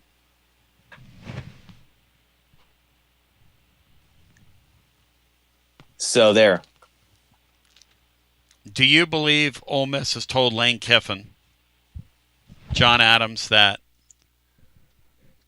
if he makes the scene at Florida or LSU, he can forget about coaching them in the playoffs? Do you believe they communicated that to him? No, Ole Miss has no leverage in this situation. Ole Miss has just got to ride it as long as he can and hope for the best and hope that Kiffin sticks with them. If not forever, at least all the way through the playoffs as far as they can go. But what would that accomplish by saying you have to make a decision? Then they're going into the playoffs. Here's another thing. Yeah. With the selection committee, is there a chance the selection committee, remember what it did to Florida State? Yes. It might just say, guys, you don't even have your coach, not the same team. Matt, could they do that? I mean, I guess you could do anything, right? Sure. You could say your coach isn't there. You don't belong. If they lose to Mississippi State, that gives them an out to do that. If they beat Mississippi State, that might be harder to do that. They could still do it. Look at Florida State. They were undefeated, so it won the ACC championship game, and they said no, you can't play with a backup that was quarterback. A 4-0, right? That was a 4-team deal, and this is a 12-team deal. So we'll see if that matters. But yeah, well, should. But the precedent is there. The precedent is there. Matt, we had a rather spirited conversation, myself and that imbecile from Ohio, who will remain nameless. And he went on some rant about how our tradition is on par with Ole Miss's. When I said to him, if you're Ole Miss, you let Lane Kiffin coach in the playoff because this is the only gas attack that you've ever let out of your body in like 50 years. Right, Matt? You agree with me, right, Matt? You let him coach because you're Ole Miss. You're a never was, Matt, in the sport of college football. And if we had a super conference and it was 35 teams, both Mississippi schools would get left at home. And I didn't do it, by the way. They're both small geography, small footprint schools, and we could absorb all their players. I didn't do it. John, do you buy that? If we had a 35-team super conference, would Ole Miss be one of the teams? John? Probably not. Thank you. However. Yes. Ole Miss is doing really well in the transfer portal. Yes. Which tells me it's got a healthy NIL program going. Sure. Well, if you can do that, you can play with the big boys. That's all it takes if you got the money. Matt, take a side because we just got a super chat from Ars Manning. I think we've arrived. But go ahead, Matt. Ars Manning just super chatted with us. I mean, I don't know what Ole Miss should do. I mean, you can't have a guy take another job and still coach your team. But it also is kind of not a once in a lifetime thing, but this is, a chance for Ole Miss to make the playoffs, and they're a program that can't do that every year. They just don't have all the resources and the ability to do that. So I don't know. They're a school that's never played in an SEC championship in 35 years. But going back to a lot of that doesn't matter anymore, though. Well, going back to whether they'd be in a super conference, they have a lot of players in that state, so I don't know if that would factor in or not. No, you would just absorb them. The other teams would absorb them. They would be a fun producer of players for the product. However, the fact that Ole Miss is faring so well in the portal. Yep. It's having to compete financially to get guys in the portal. Yep. You don't do that with your charm. You have to have the money. So that tells me they can be competitive. And it's really something Lane Kiffin should think about. I think there's a big difference, too, in LSU and Florida. I don't care about all the crazy stuff going on with LSU. You got a better chance of winning a championship at LSU than you do at Florida. History tells you that. Let's go to the phones. I'm just not just not sure how good the Florida job is. I take five cracks at saying that. I'm just saying it out loud. How many ways are we gonna split the pie down in the Sunshine State right now? Because Florida State sucks. Comrade Golish looked hot. Miami has cooled. And Florida's been mediocre. Back in the day, one of those teams was always awesome. Now everybody goes in there and raids that deal because of what?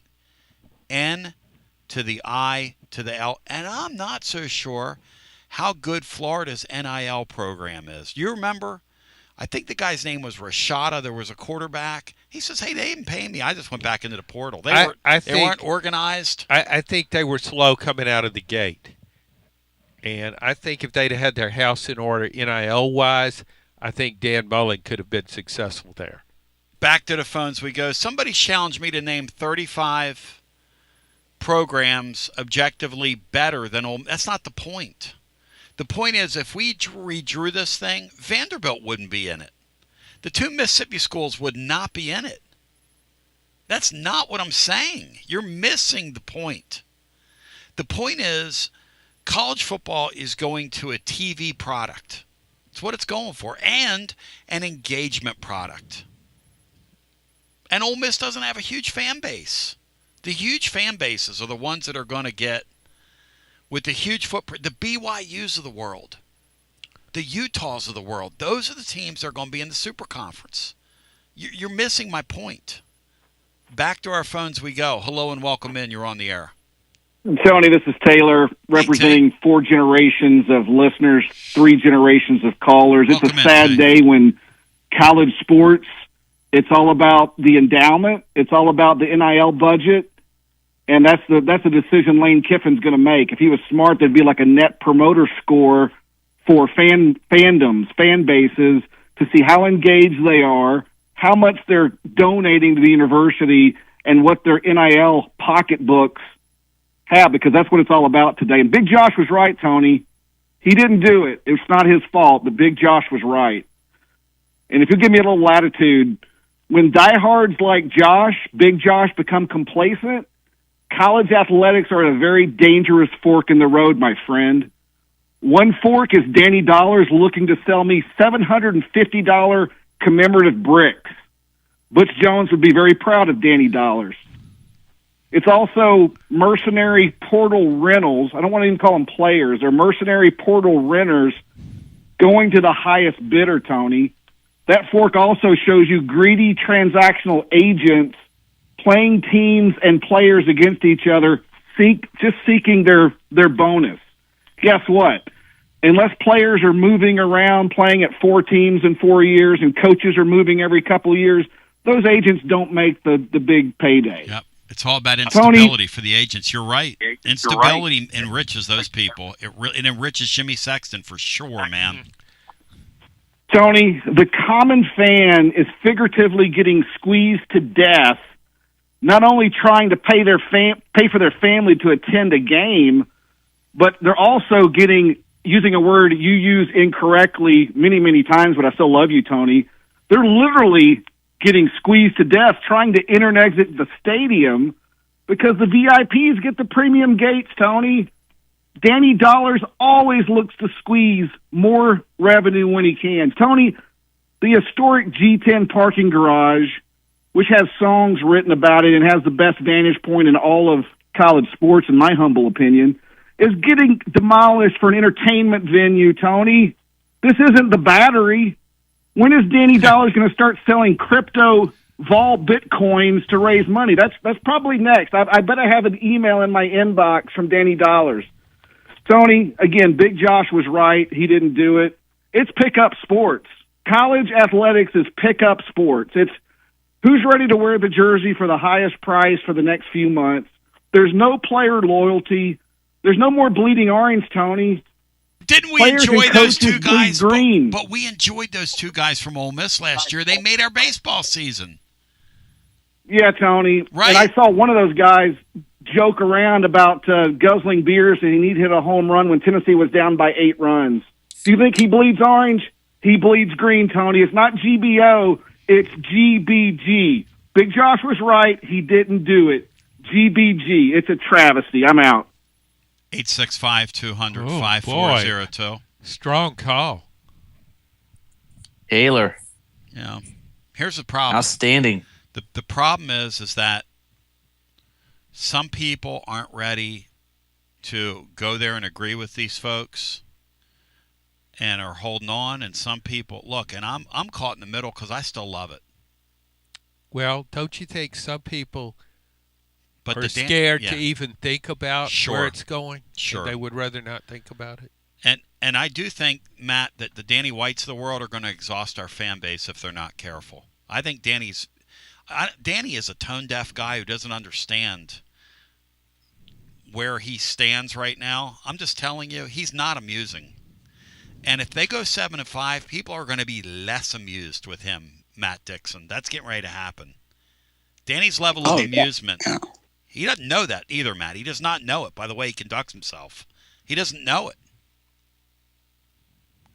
No, I don't think he does, and I don't think he has great standing among a majority of the fan base with the way that, like Taylor said, you're pricing out just your everyday normal fans to help create everything, and are one of the reasons you've been so successful, for a long time. The fan base is just unmatched, and a lot of those people are being priced out, and the prices continue to skyrocket year after year. And he wants to, add a third deck to Neyland Stadium or the entertainment, all that stuff is nobody cares about that but him. And he loves it. He thinks we all really just can't wait to go over to his entertainment district. What's wrong with what we're currently doing before games? What's wrong with our Calhoun's thing on Friday, where people come from miles and miles? Hey, Danny, you ain't shaking my people, bro. You ain't shaking my people. You can try, but you're not. Because we have a connection. We have a connection here, bro. Ars Manning says the following. John, I want your thoughts on this, then we go back to the phones. Kirby Smart is the hardest working man in sports. He wins championships, signs #1 classes, works over law enforcement, and cuts his own hair with a Flowbee that he bought in the 1990s when he was a player at Georgia. Still uses a Flowbee. Your thoughts on all that, John? Well, Kirby Smart can cut his hair any way he wants to, and Georgia fans won't care. He can wear a wig on game day. Yeah, he could wear razor stubble and not shave, and nobody's going to say a word to him. No, he could get up to 300 pounds, and they'll say, well, that's Kirby just living large. Kirby bulking up. Coaching big and living large. He that was a masterpiece, what he did against Texas. That thing that he did with the that thing that he did with the onside kick, which is basically like saying to that guy, like Brian said, I beat you 3 times in a year, and I'm fixing to put the cherry on top of the sundae. And then Sarkisian, coaches always say, coaches never want to say they were surprised by anything. Right. And so Steve Sarkisian said, yeah, we had prepared for that. We thought that might happen. Yeah. I mean, it's like the worst quote of the year. You were expecting that to happen, and that's how it played out? Gosh. Good thing you weren't caught by surprise. The thing about, and I know Tony's gone now, the thing I loved about Tony Vitello's tenure here was that he would look right at you and go, I was wrong. We handled that poorly. This thing was now he was very thin-skinned, and he would be mopey and, you criticize, you ain't coach. He's mopey, okay? Whatever. He's Italian. But he had the capacity to say, you know what? I was wrong. Or, you know what? He didn't ever said the guy's name, but he said, I learned from the Maui Ahuna deal. Heupel had a real chance yesterday, and I'm not going to pick on him, okay? I'm not. But all you have to say about the Boo Carter thing is, if I had a chance to do that over again, we would have handled it differently. And the fans would go, you know what? You're just kind of one of us. It's cool. I made a mistake today at work. I did this. I wish I would have done that, or this didn't go the way I wanted it to go, or you know what I mean? I mean, it's just, I wonder why, John, he won't let his hair down a little bit. Just a little bit for the fans to see. Because I know he's a good dude. I know he's kind of a behind the scenes, a pretty self-deprecating, kind of fun guy to be around. Why won't he just do it a little bit? Let us in just a little bit, John. Because he's making $9 million a year. And when you're making that kind of money, you got a lot to lose. And you don't want to admit that you're vulnerable. You don't want to let people know that you did make a mistake. The guy that he learned the game under was the ultimate human coach. To a fault, right? Just a little bit. I mean, Mike Leach was the ultimate free spirit in front of the camera, wasn't he? Yeah, but he was completely different personality. You're asking him to be somebody else. He's not that. Nobody else was that either. Just a little. Hey, you know what? The Boo Carter thing, we really wanted to help him. I made a mistake. Well, it goes back to the post-game press conference. Apparently I don't think he had told Boo Carter that correct he was dismissed. Yeah, that's right. But did Boo Carter even did he even earn the right? That's my point. No, he hadn't. That's Just my said the point. guy doesn't show up for a game. He should have said it right then, post game. Don't coddle these guys. These guys are getting paid money. You need to make them accountable. That's my take on it. I think you're right. Look, if we're going to be professional and you're going to be unprofessional, yeah, you're gone. And look, and the Boo Carter, I'm rooting for him. We're not here to target him. His mom's out there releasing his medical records. I mean, How embarrassing that was. What are we doing? But Tony, you've got to, Josh Heupel. This sounded like something. We're way past this. What Josh Heupel talks about, we feel obligated. Yeah. We're helping mold these young men. Yeah. No. You're in a business now. Yeah. And there's the molding has to be done already, and now you got to deal with the ramifications of it. This is not turning boys into men. This is a business, and these guys are making money, and they need to understand that if you're out in the business world and you're getting paid to do something, then you're expected to fulfill obligations. We're going to continue on the other side. I want to get every call in here. We're going to stay on and do a TLD Logistics Overdrive overtime, even though I just had trouble winding down last night after being on with the basketball thing. I'm not used to doing that in the middle of the week and didn't get much sleep, but I'm going to get a good nap this afternoon, I will tell you that. You're such a giver, though, Tony. As we continue with more on the other side. By the way, speaking of which, today we posted some photos from the Amachi tailgate. Y'all gave those kids, everybody that listens to the show is part of that.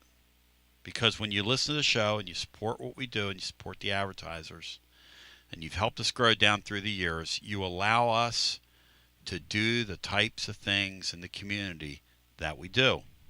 We're going to do another one at Christmas time for people that are falling through the cracks. So you're going to have another opportunity to bless others. But this Amachi deal this year touched us so much. It was such a beautiful day. Such a beautiful day. And that little girl that Laura and I sat next to looked over at her little sister across the table, and she went like this. She mouthed, "He's creepy." To her little sister across the table. That made my day. I love those kids so much. I love what those Amachi people do. I love how that is just real stuff. And they don't win them all. They have some wins and have some losses like we all do in life. But they're out there, man. They're out there trying to make a difference. And you give them a day every year. God bless you for that. Go check out that collage over at tclub.team and see if that makes you smile. More after this.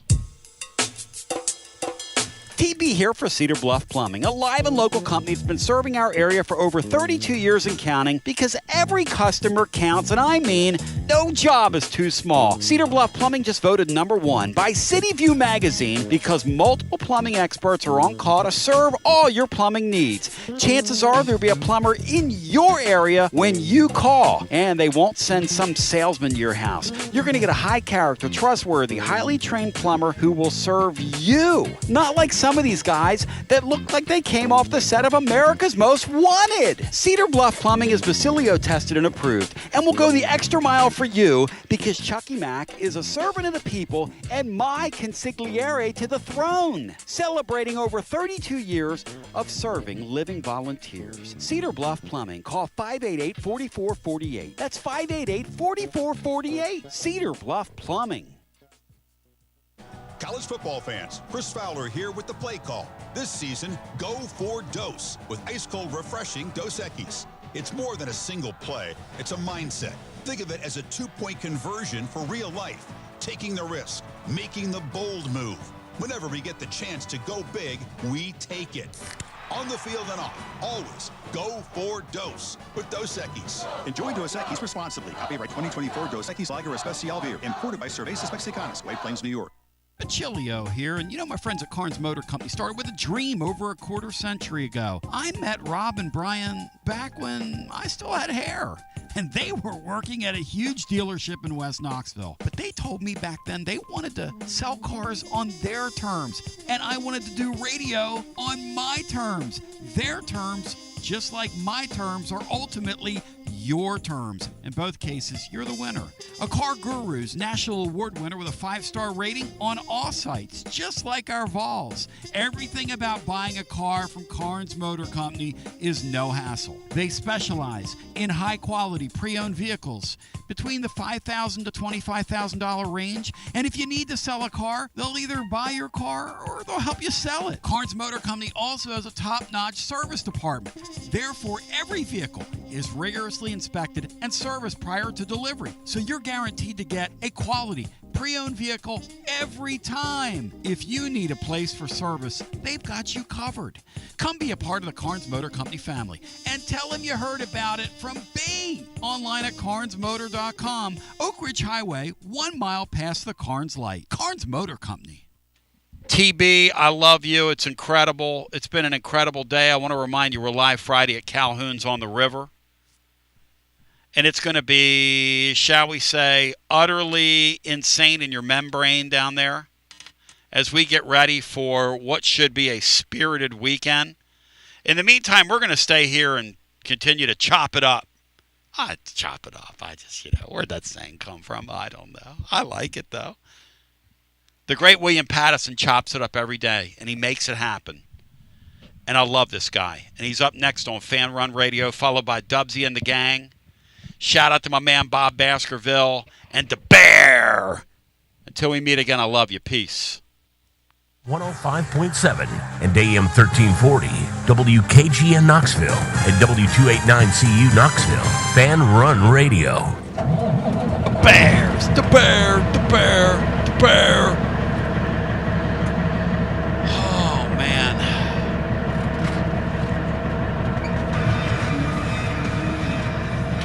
It's TLD Logistics Overdrive Overtime, presented by TLD Logistics.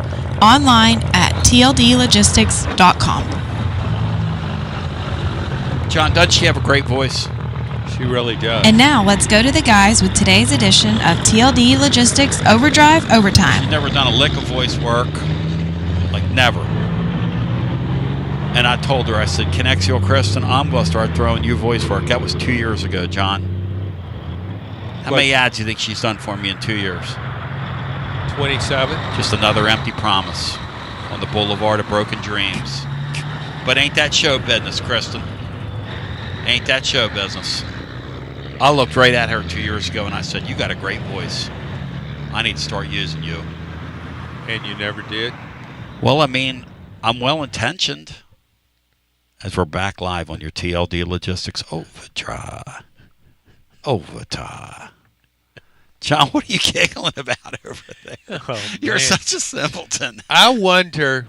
Yeah. I didn't want to, because it was a very impassioned commentary you were delivering there about what happened last Saturday, and that's great that you do that. And you even talked about the little girl saying to her sister that he's creepy. I wonder how many people have had that. That's been their first reaction to you through the years. Matt, you're generally pretty good at fielding questions such as that one. How many people do you think generally encounter me and say, there goes a real creep? I mean, I'm sure it happens probably more than obviously more than you'd like, and probably more than we would want to admit. But it's a shame because once they get to know you, they see the real you. But yeah, your kind of out there personality I can see how that's off-putting to some. Yeah, can you imagine showing up in the park and he's sitting there on a bench? Oh no, I'm walking now. I have a speaker that I clip to myself and I walk around. That's even worse. Oh yeah, I look like a damn. Oh man, you're just, if you ended up go for a jog like that, Tone. That's what I do, Brian. I did 12,000 steps here today. I played guitar for 2 hours. I tell you what, if this thing doesn't work out long term. It's worked out so this well. thing here? Yeah, this what radio you're doing. thing? Yeah, if it falls through, I could imagine you there on a corner juggling. Let's go back to our phones. Yeah, I'm juggling, all right. Hello, welcome in. You're on our TLD Logistics Overtime, presented by our friends at TLD Logistics. Hi, welcome in. You're on the air. What's up, Legend Tony? Hey, what's up, Andy? How you doing? Brother, I'm good. In the spirit of you being here today, I got one thing to say. Let's go! What's going on? What's up, man? Yeah, somebody ran into me Saturday, and they said, everybody's been wondering where you at. I was like, man, normally I sleep during the day, and I tried to call a couple weeks ago, but I could never get through. I think you had a guest on there or something, and it was hard to get through, so I didn't get through that day. That was, I forget what week that was, Oklahoma week. But yeah, the thing about it is, let's talk about something real quick. And this, I think, a lot of people would want to hear it. So, defense-wise, I think a lot of people don't understand. We have a lot of depth problem in that. And, like Jermod McCoy, he got hurt. Jackson Moy. So, in transfers, let's talk about Jacoby Thomas. He was great when he was at Tennessee. So you lost that, and, there's a lot of unknowns. So the thing about it is, what do you think about this recruiting class coming in, how much that will help? Andy, I don't know about the recruiting. I think you should be more interested in what players Tennessee will be bringing in the transfer portal, because you can count on them immediately. But aside from this football talk, I just got to ask, how is your music career going? Because I think a lot of people that have called in the show through the years know what you're doing and what you're about. So how's it going? Well, I mean, it's just a work in progress. It's just a grind. I can't say more things enough for a lot of the big artists that support me, which a lot of people think I'm full of crap, when I say that. But hey, listen, fellow musicians support each other, the good ones. Like, if you get around the David Bivens of the world and the Lance McClaskeys.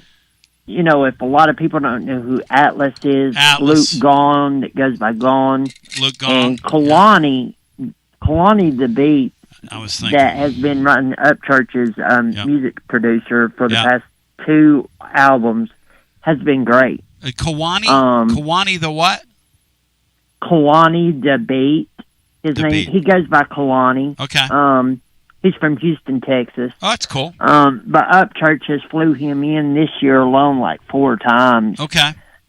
But we would support you in the local music community too, Andy. If you came out and did like some sort of thing, like when next time we're playing down there at Calhoun's, we could come down there and back you and let you do some, He didn't Andy perform there or whatever. He performed there. It's just fun, Yeah, Andy, listen, the fellowship that you get from sharing your art with others, that's why, you it's what you do, man.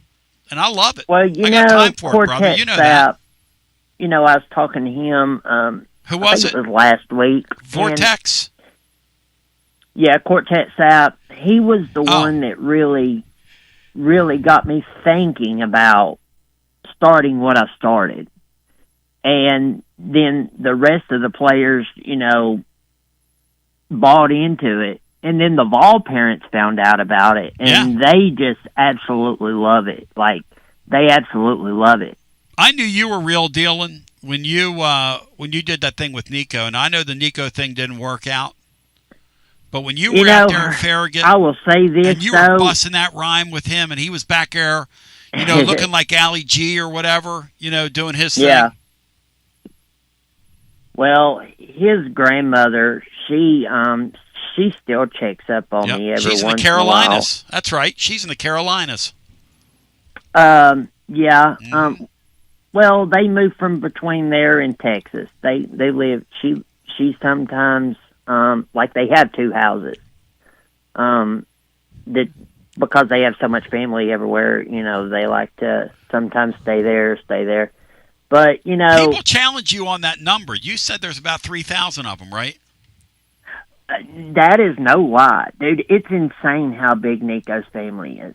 It's insane. Where do they have their family reunions? It's 100% true. They had one family reunion at the Civic Coliseum after his. They had. I know the guy over there. They had a family reunion at the Civic Coliseum. So maybe they do. Maybe. Oh. Or do you stay in touch with Nico, Andy? I have not. I haven't talked to his mom or father since. But when he did leave, a lot of his family members alone had said, it is what it is. And I said, well, everything happens for a reason, I guess, And so, you just have to respect it because there's no sense in just being, mean. That's just like with the Boo Carter situation. He did have an injury. Yep. But the thing about it is, I don't know. It's one of those things. I don't know what happened. I wasn't there. I'm not on campus, so I'm not going to say, because I'm not there, So I can't, I just can't, You just got to respect it and let him move on, and then whatever happens, happens, We got to focus on what's now. Totally agree. Everybody's not as forgiving as you are, though, Andy. Well, the thing about it is, you just have to just let it be, Yep. It, I don't know. I don't know. That's above my damn pay grade, I guess I could say. But you're the man, Andy. What do you think happens this weekend with our volunteers? Do we represent? So let's talk about that. Talk to me here. Well, what do you first think? off, yep, they have to prepare it right. First off, they do have to play a very, very clean game, and they have to go down there and take care of business. I think Joey has to play better than what he did Saturday, 100%, because that's Florida. So, that defense is going to be more stout than what they played Saturday. So, I think I feel good about it, and I think we can go down there and win it. But again, we need more production at wide receiver. We need more production at running back. So, they just, it's going to be either good or bad, Well, you're right. And that's what has so many people so edgy about this weekend. Because really, Andy, this should be a layup for us. If you think about the fact that they're now eliminated from a bowl game, which means their guys are now looking into the portal. That's got to be right, John, and should have been doing it for weeks. Sure. So a little bit of pride. They got guys getting paid. Everything you do is on video. So, but that was the case when they played Kentucky a couple weeks ago, and they totally unplugged. Yeah, I think Andy really pinpointed what will make the difference in this game, though. When he said Tennessee needs to look at it, forget all the history and what's come before, and just think of it as Andy alluded to, a business trip. Yes. They just have to take it serious. Yeah, like a job. Like Boo Carter had a job for a while. He didn't take it seriously. No, it's very true. Like Andy said, look, and Andy's a player-friendly guy because he knows a lot of these guys. And people can scoff or dismiss that all they want, but it's true. And he says, unfortunately. He's right because he gets too close to him. But here's the thing. When you don't show up on Friday, that's all he had to do was check in with his team. And to John's point, the head coach should have stood up there Saturday night and said, I don't know where this guy is right now, and I hope he's well, but he's off our football team. And nobody would have blamed him for that, Andy, not even the players, right? With the players, well, I mean, you have to hold them accountable. You have to hold them accountable. Yes. I mean, that's just like ourselves. We have to hold ourselves accountable. Yes. Yes. And that's the point, man. That's the point. So, I mean, there's so many unknowns. But, Chris Klink, he did sign that paper. So that medical report is 100% real. Sure. It's not fake. Sure. I seen it. I seen when she posted it. And then other people started stalking her Facebook, I think months ago. And when they seen it, they posted about it. I know all the guys that do the UTB have always followed her stuff. Why wouldn't you? That's the realest thing in the world. When you watch that lady online, John, that is real as rain. Anybody that will put their son's medical reports out there and you're in the media, you got to follow that, right? Well, is there a chance Josh Heupel could be fined for not listing Boo Carter as injured all these weeks? Should have been on the injury report. Well, somebody asked him that. That is true. Well, there was a lot in that. But he supposedly had.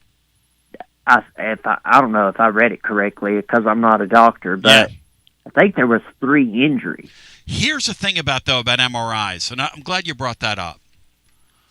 When they send you back the reports on the MRIs, okay? Because I did this with my back in the summer. I don't want to bore anybody. But when I read the thing, I thought I was never going to walk again. And so I went to see my specialist, okay, the back surgeon. He said, Tony, on those MRIs, it always looks like you're dying.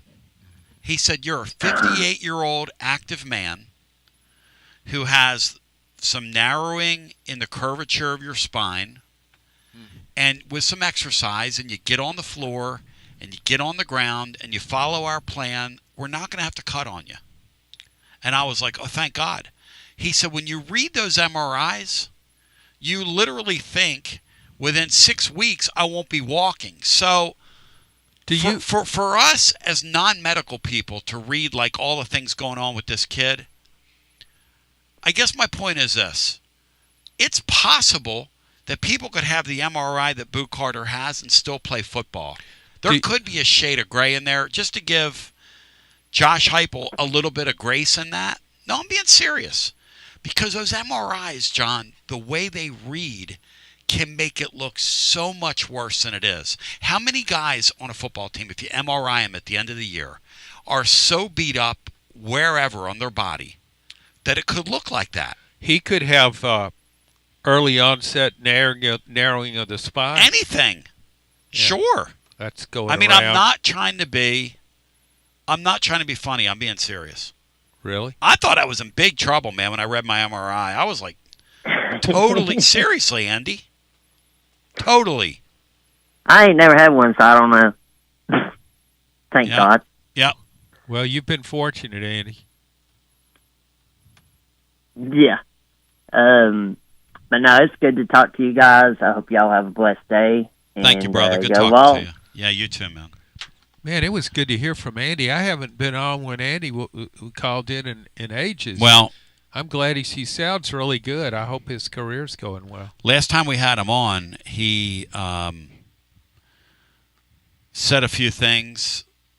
Matt, do you remember it? The last time Andy visited with us on the air, and I made him rap. We were at Calhoun's. Well, that was last year, wasn't it? No.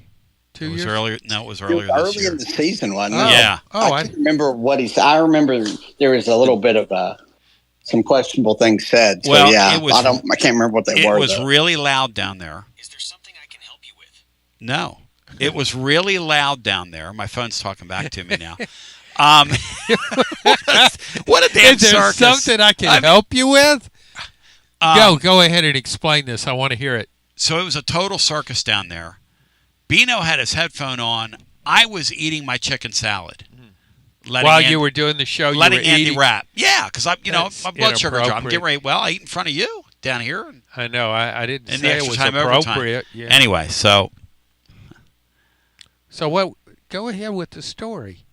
He says something about somebody's appendage and something. It was very blue. I come home. Laura is editing the video, the audio, because we're putting 4 different things up. The YouTube, and she's Matt. When I walk through the door, red-haired lady, she's screaming at me. Okay, now Andy already knows this because one of his buddies overheard me telling people and he called in the next week and apologized and said it would never happen again. He said, here's what he told me. I had a clean version. This is why I like Andy. Andy's an honest guy. He said I had a clean version and a dirty version. Oh. And in the middle of doing my rap for you, I went for it. He got caught up in the moment. Got caught in the moment. Yeah. We've all done that. You ever written something in a column you wish you didn't write?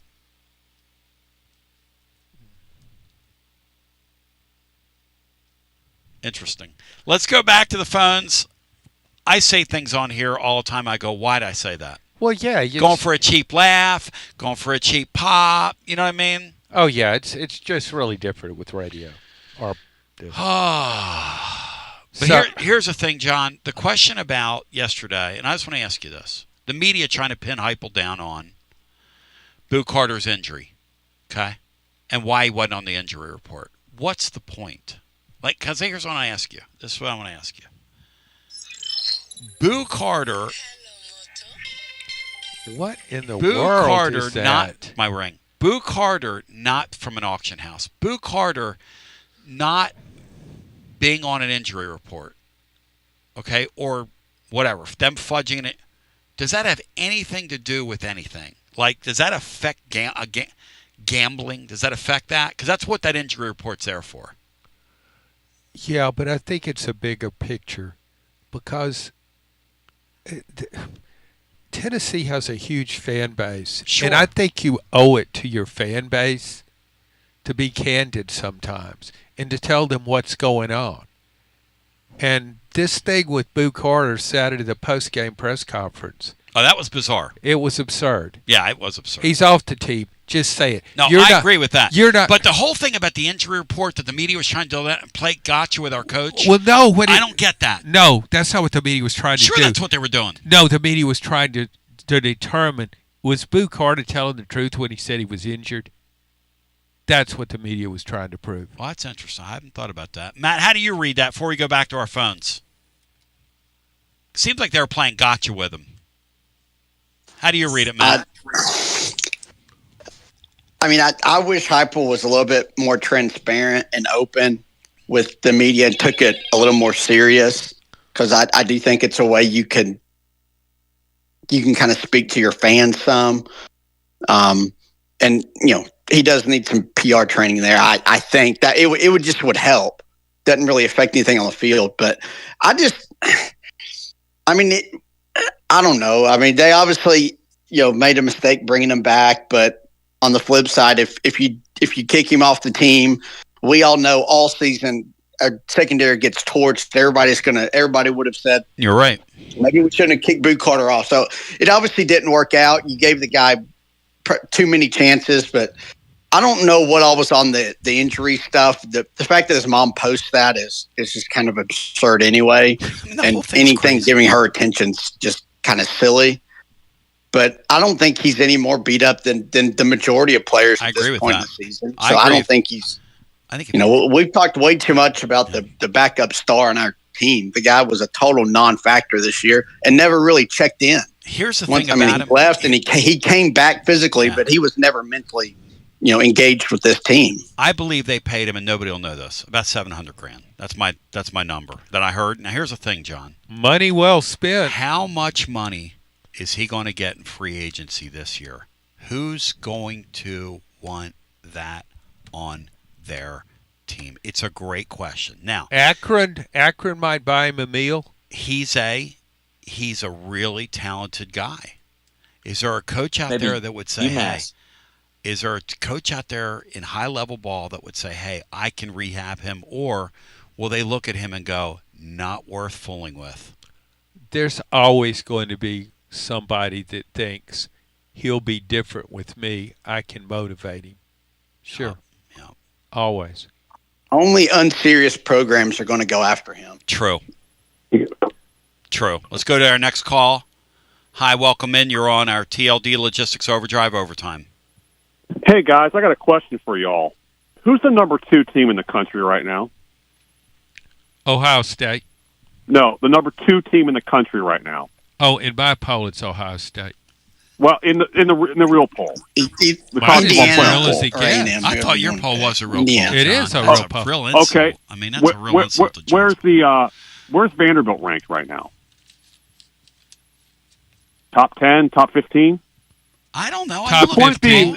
Top 15. The point is this. I don't look at the polls. This is not 1997 anymore. This is not 2008. This is not 2020.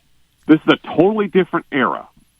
And you guys dismissing Ole Miss as being this little Ole Miss, they're not that anymore. I don't know what I have to do to explain it. They've spent a ton of money in football. They spent a ton of money in basketball for Chris Beard and their roster. Yeah. They don't think of themselves as little Ole Miss anymore, and they're not going to be treated that way.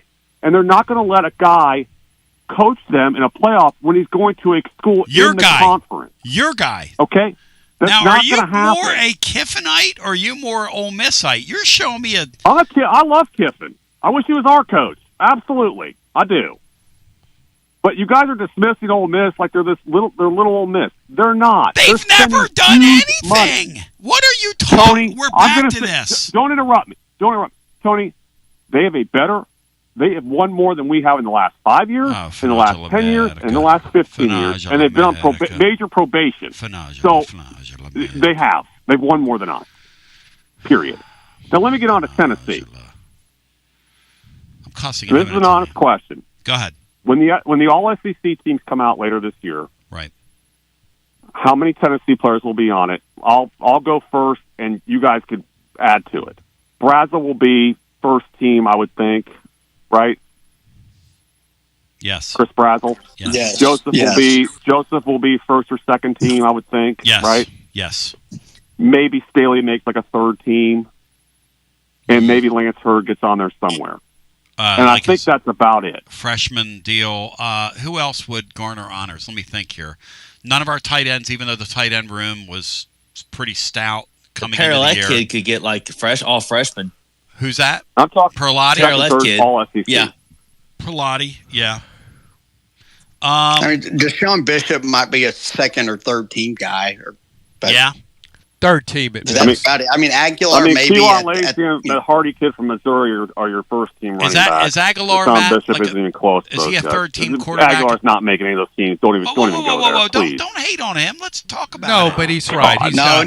Mark's right. You'll have don't hate on him. Simpson, Pavia, and Stockton are all. Samson, Martell Reed, Trinidad Chambliss, Pavia. That's three off the top of my head. You hated on John's poll and you're hating on our quarterback. Don't do that, man. You don't have to hate like that, man. Tony, I named 4 quarterbacks off the top of my head. He's not making one of the top 3 SEC teams unless he just tears it up the last 2 weeks. One of our kickers, Matt, do they make it, or do we have a return guy that makes anybody from our special teams?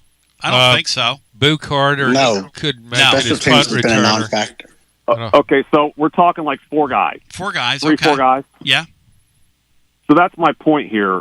Anybody that's trying to sell this as a talented team is just wearing orange glasses. It's a great point. It's not a very talented team. If they win 9 games, it's an awesome coaching job, I think it's an awesome coaching job.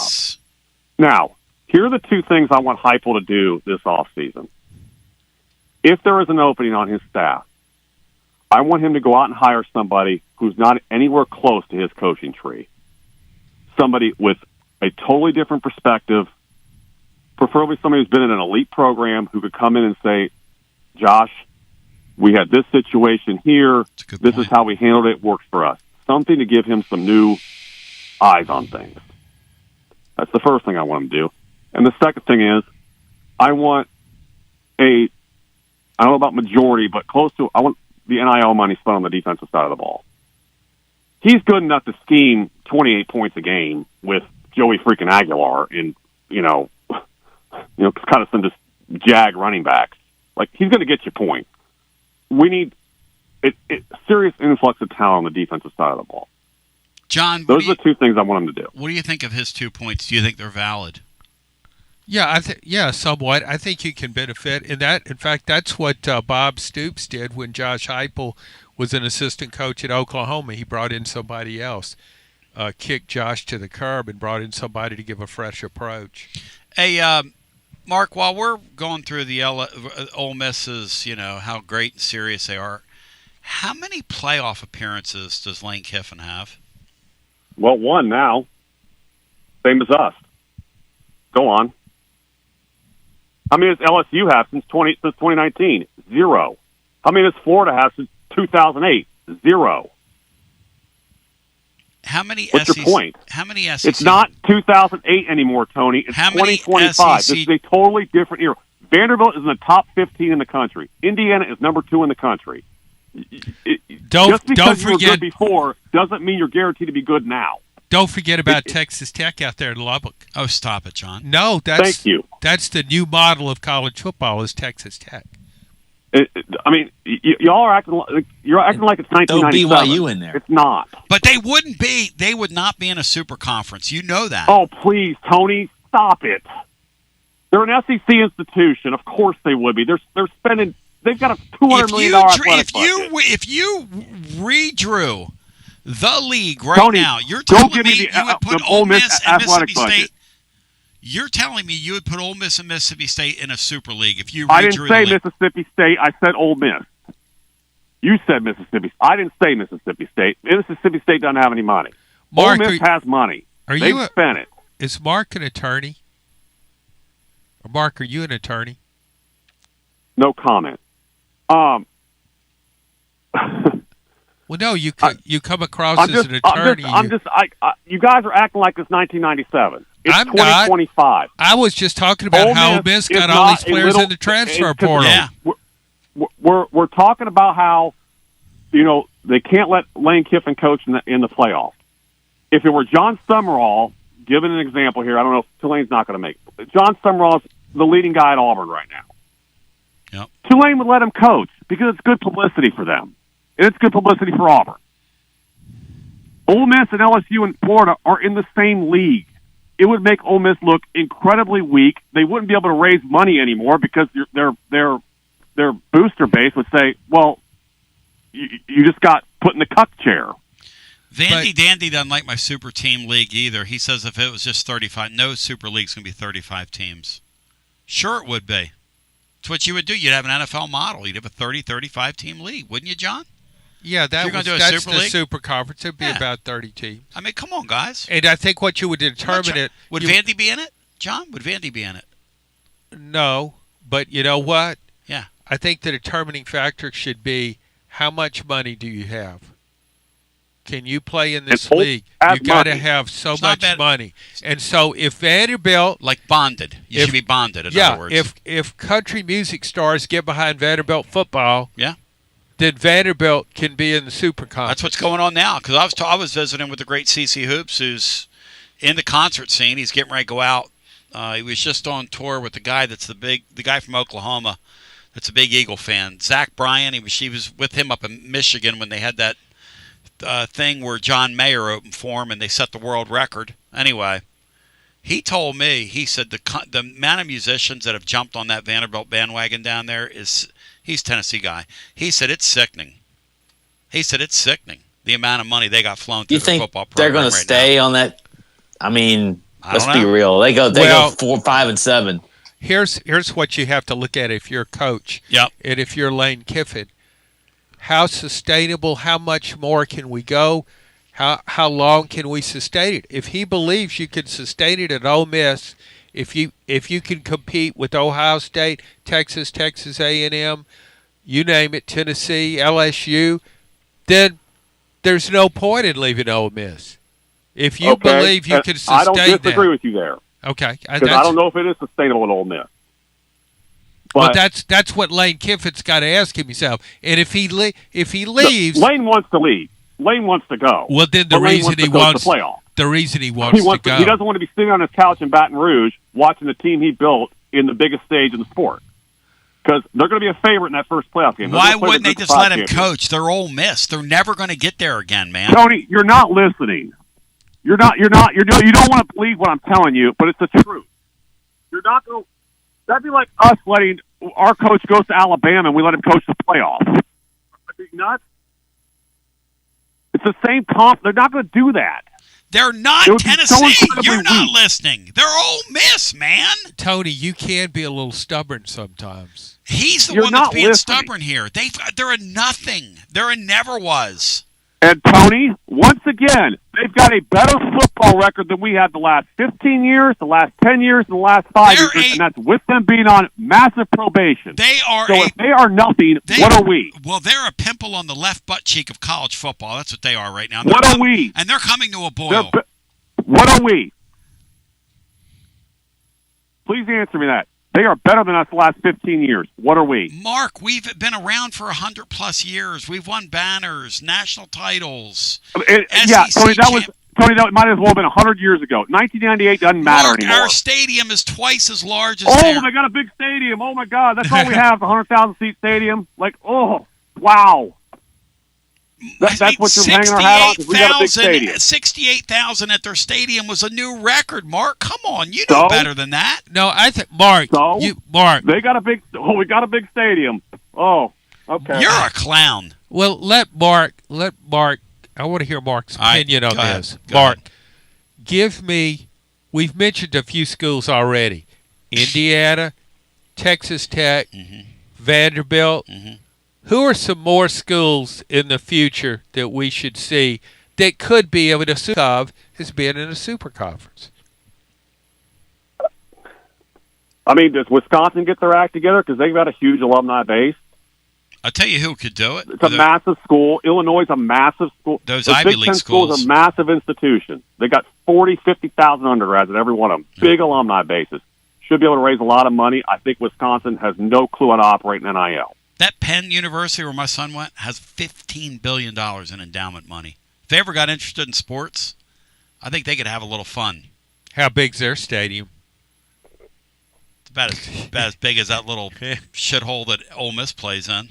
Uh-huh. Well, Tony, Mark, it's a Mark.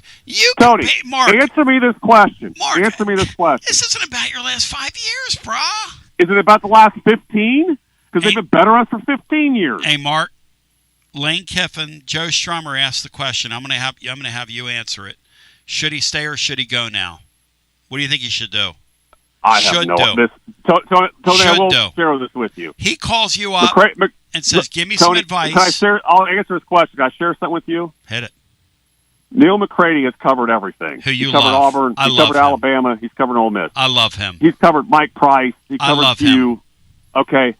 He says this is the craziest story he's ever covered. Let's go. I got time for it. It's insane. I have no idea what he's going to do. He wants to leave, but he wants to coach the playoff, and he's trying to drum up enough public sympathy to let him coach the playoff. It's wild. And once again, they can't let him do that. It'd be different if this were Tulane. They're in the same conference. You might as well sit in the cuck chair forever. Cuck chair. It would be so incredibly weak. Thank you, Mark. And not only that, Tony, one more thing. Ole Miss still has to hire a coach if he leaves. You're going to hire a coach with him there? They got to move. Mark, once if again, they wait, Mark, he's not coaching the playoff. Mark, their history in football would appear on a postage stamp. Okay? Thank you. Tony, our history is all last century. And you're out of here. My gosh. It's good to see a caller that passionate about his beliefs. That was a strong call. His beliefs on Ole Miss football. I mean, what are we talking about? They've never existed. But Matt's right.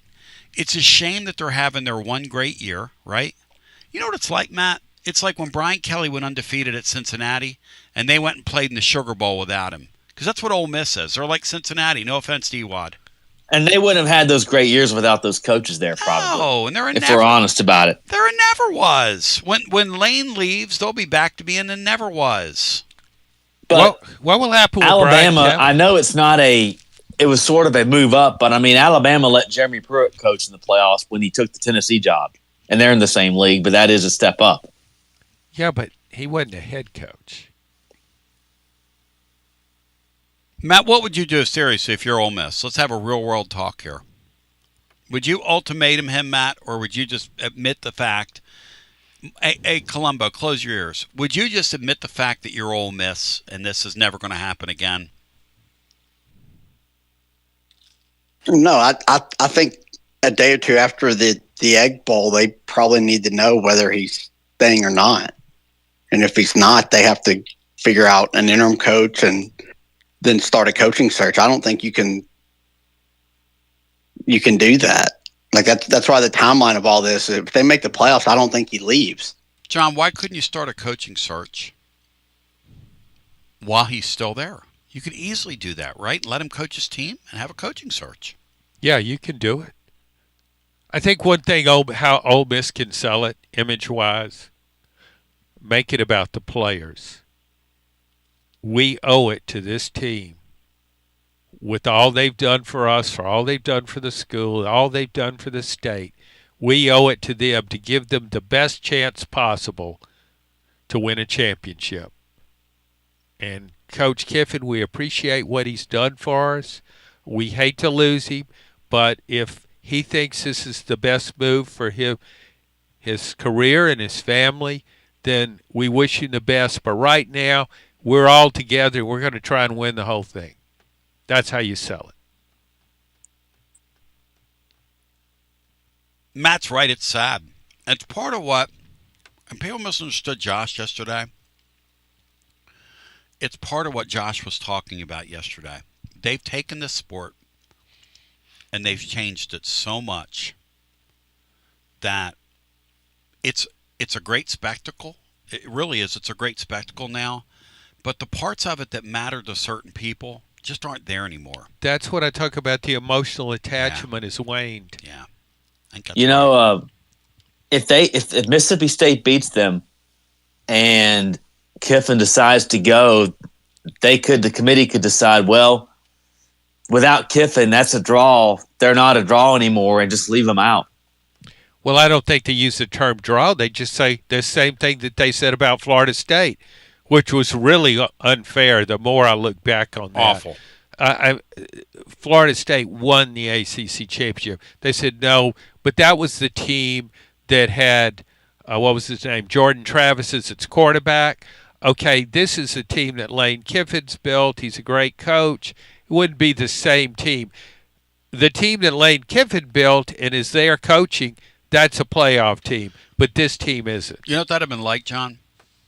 When my Eagles in 2017, when Carson Wentz got hurt, and they said, hey, Nick Foles is your quarterback. I know you won 13 games, but you don't make the playoffs. No, you don't go to the playoffs. No. You don't get in the tournament. And what did the Eagles do? They went right up and won the world championship with a backup quarterback. Who's to say Florida State with that great defense couldn't have done that, or at least won a game? I mean, that's John spitting facts. That's a damn truth. That was very unfair and dishonorable of them to do that to them. We've seen it so many times in sports when a star athlete goes down and the team comes together, rallies, and really exceeds their talent level and surprises. Go back to I wasn't here then, but 40 years ago when Tennessee lost Tony Robinson to injury. Oh, you could have said, well, they can't. Imagine that team. That team deserved to be in the playoffs. Said, no, they don't have the quarterback anymore. Well, Darrell Dickey led them to the SEC championship and beat Miami 35-7, a supposedly national championship caliber team in the Sugar Bowl. So, yeah, that's one thing that makes sports so appealing is you don't know what might happen and how teams might play in a given game. Matt, don't you agree that Ole Miss ought to just know their role and shut their mouth, to quote The Rock? back in the Attitude Era? I mean, I don't. I'm not sure because we've never had this situation come up. There's no real precedent for this. I don't. I mean, I don't think there really is a right answer to well, this. Here's one. Michigan's basketball coach one year took the Arizona State job, and the Michigan AD said,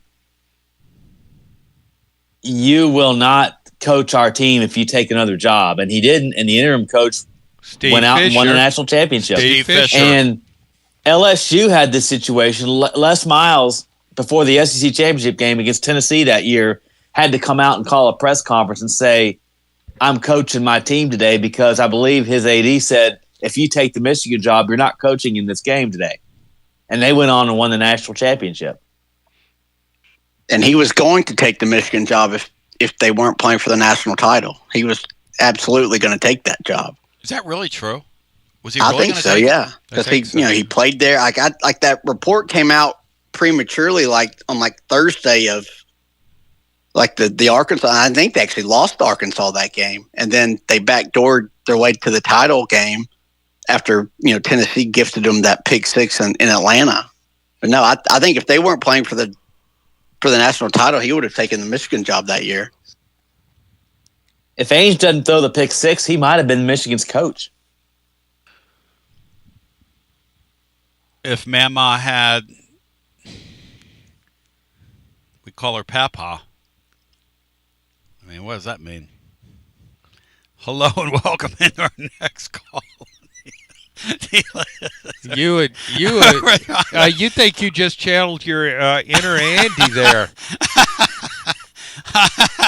Welcome in. You're on the air. Am I on? Yeah, go right ahead. It's Boy Billy from Harriman, man.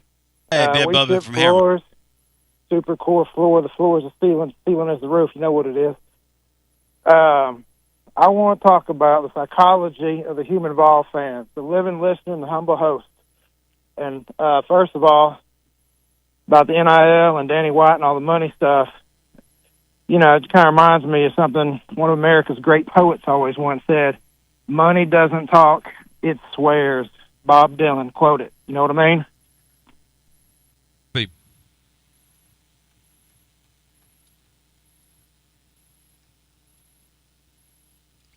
That's a mic drop, bro, when you quote Dylan on here. Is he gone? That's what I'm saying, man. I knew it hit. It's a double in the alley. What this guy is right here, that's art. When you throw your saying out there and you leave it and let it hang, that's like saying, I got some gravity behind my phone call.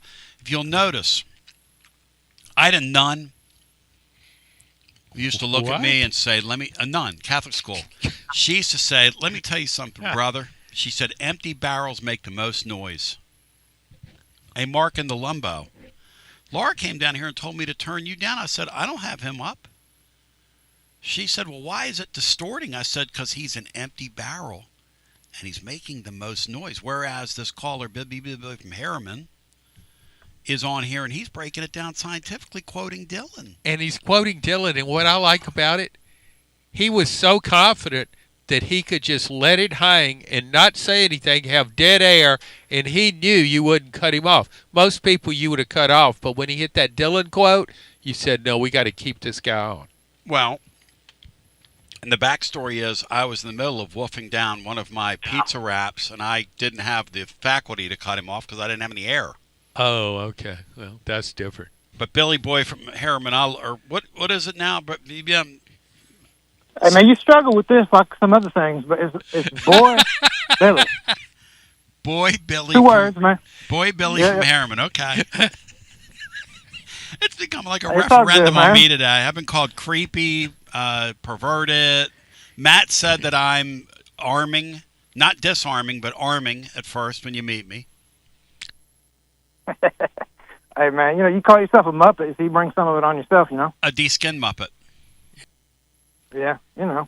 Hey, but I also want to talk about this Vol fans' expectations, man. Beginning of the year when we lost Nico, everybody you talked to around town was saying 7 wins, 8 wins. 8 wins, 7 wins. And now we're right here, man. We're sitting at it, 7-8, and everybody's going nuts. It's like they moved the goalposts as soon as they played good in the Georgia game for a half. Just it kind of makes me think some of us are a little delusional, man. I mean, I'm not delusional. I'm just out here doing my 70-hour work weeks till Valentine's Day, making my money and stuff. But just that one good half against Georgia got everybody hot and bothered. We've played an easy schedule. Y'all talked about it. But any of the good teams, Oklahoma lost, Bama lost, Georgia lost. And, 3 weeks ago, a bunch of your callers, they were saying they want a Sooner coach. If we beat them, come over here and be our D coordinator. Yeah, isn't that funny? Isn't that funny? And that's crazy. He's ranked number 8. He's going to the playoffs, and they're talking about he's going to come here and be our D coordinator. Come on, man. How crazy is that, Matt? We had our eyes on him. Go whisper in his ear after you beat him. We want you, and then the guy goes and wins 2 games on the road, not one, but in the 2 hardest places maybe to play in the league right now. We don't lose here, and we lose to Georgia, but everybody loses to Georgia. But and then he doubles down and goes to Alabama and does something we couldn't do. And they don't even have it. They have like a half a football team at Oklahoma. Alabama hadn't lost a home game since early against Texas in 2023 season. And that urinates me off right there. I'm sorry. That's incredible, John, that Oklahoma did that. It was buried in that weekend. That's a great win by them. Boy, that's a team that's really, really resourceful, that's really good at finding ways to win because it is so limited. And that quarterback, I like that guy, John Mateer. I agree with that. Because that touchdown run he had against Alabama when he was dragging defenders into the end zone. Man. That was balls. Man.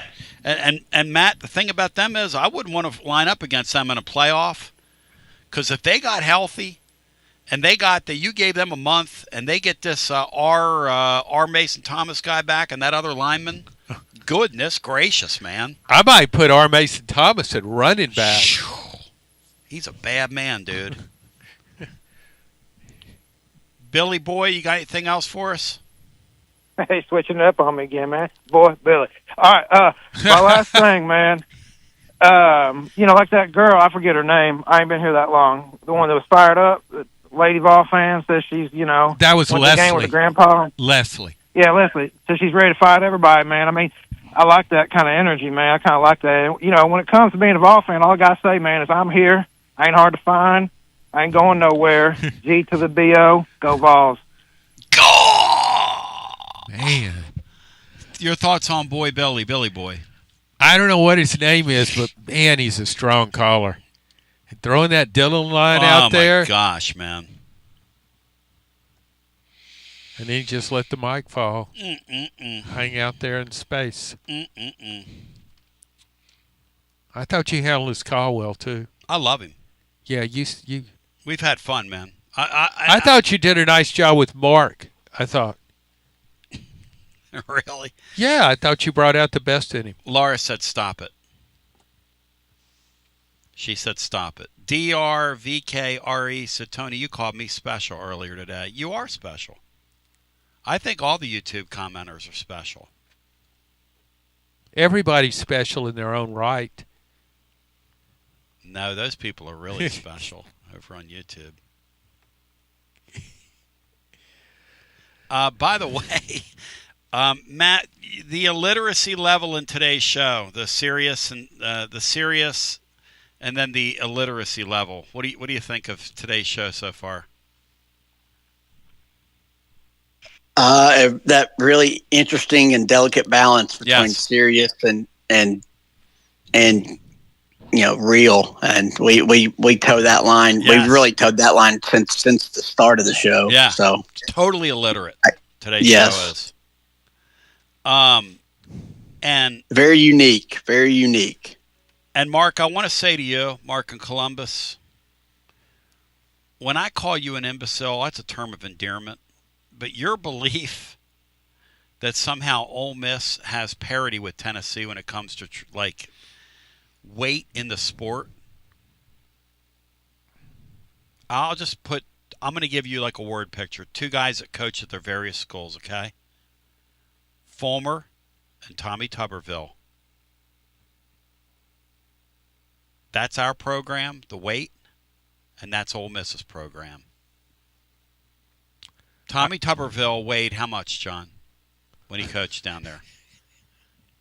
I thought you were talking about their medal. No, what kind of their coach? weight. You were actually talking the poundage. weight of the program. Oh, okay, yeah. That's what Ole Miss is. Fulmer would squash him like a bug. Mark in Colombo. Hypothetical. He would lay on top of him and squash him. That's what we would do with their tradition. And you're on here talking mass trash. I mean, like, what are you talking about, man? I thought, though, he came on. He was so strong and so convincing. Think about this. If you're on trial for murder, heaven forbid. Yes. Or, you do have these weird family connections. We won't get into all that on air. Bada bang. Yeah, but Underwing. if you're on trial for murder. Right. Yeah, and you can't afford Marcos Garza. That's right. You'd want Marcos Garza as your attorney. Correct. There's no doubt about that. But correct. Or maybe Marcos just said, "Hey Tony, I got to go to the beach house that week. Yeah. I can't make it. Okay. Yeah. Good luck." I think you should hire Mark. Well, somebody cracked the case over here on YouTube. One of these knuckleheads. They think Mark was Lane Kiffin's attorney when he wrecked that Lexus.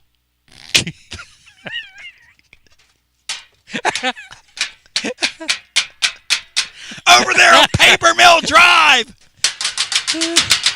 Come on. Okay, so I mean, today's show has been, and that was me beating my plate against a metal chair in the studio. Wait, I got one question I got to ask Brian. Hit it. Brian, what would Mike Griffith say about Lane Kiffin's situation? Well, I don't know, man. I think they ought to go hire Chavis to replace him, man, because he was the best. He was the best of ever, man. Best I've ever covered. I got my access, man. Chavis was good. Chavis was good for that, man. That's the most illiterate thing I've ever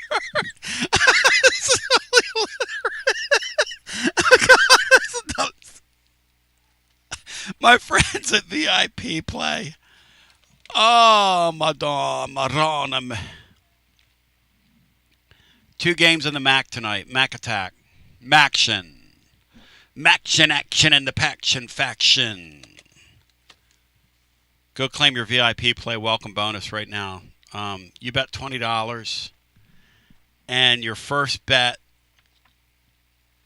receives, what do you get? You get $100 in bonus bets. That's what you get. Promo code's TN Tony. Phrase it pays.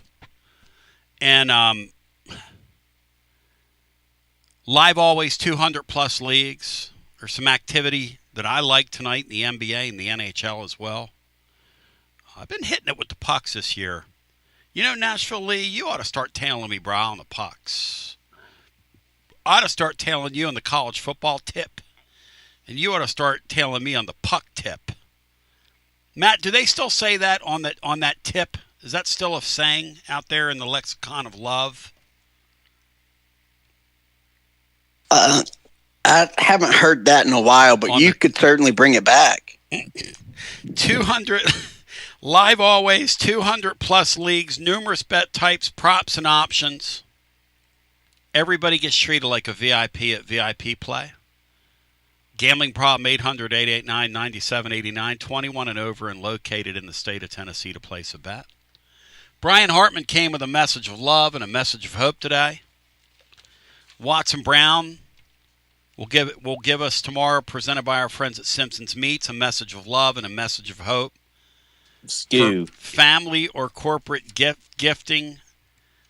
You want a different gift this year for your family, friends, clients, family members. Simpson's Meats, ladies and germs.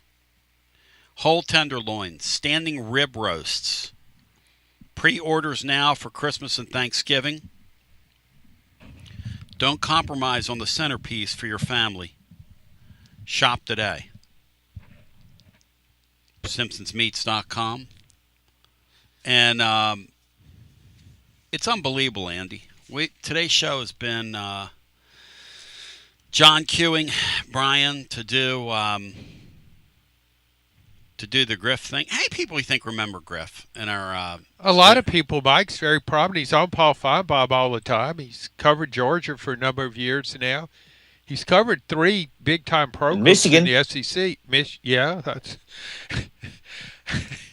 Did you just Michigan, man? Michigan. It was Michigan State, wasn't it? Yeah, it was Michigan State, but whatever. So, yeah, he's covered Alabama, Georgia, and Tennessee. Done a really good job on that Georgia beat. So, I thought it was a really varied show today. I mean, Mark made an argument worthy of a Supreme Court case, I thought. What? Yeah. He's embarrassing. I thought it was a very strong case. I like when you asked him what he did, and he goes, no comment. Like, what are you, in the damn mafia? Well, Tony, there's some things that you don't want to talk about with your family, too, okay? Bada bang, underwang, bada bang, underwang, bada bang. Nobody knows what you're saying. Let's go back to the phones to get our next call in. Hello and welcome. Hi, you're on the air. Oh, I'm sorry. Are you on the air? Yeah, you're on the air. Hello, welcome in. You're on the air. Hello, welcome in. You're on the air. Dramatic Try pause. this again. Try this one more time. Hello, welcome in. You're on the air. Tony. That's you. I just hit your button. Go ahead. Tony. Go ahead. What's up, man? Who dis? It's Sam. Ah, my boy! How about our Lady Vols getting beat the other night, man? I was thinking about you. We had our boy Dude, they on got there. robbed. They got robbed. I shouted you out the other night. You know what they let? They let that girl from Carolina, that center forward, shove them all over the place, man.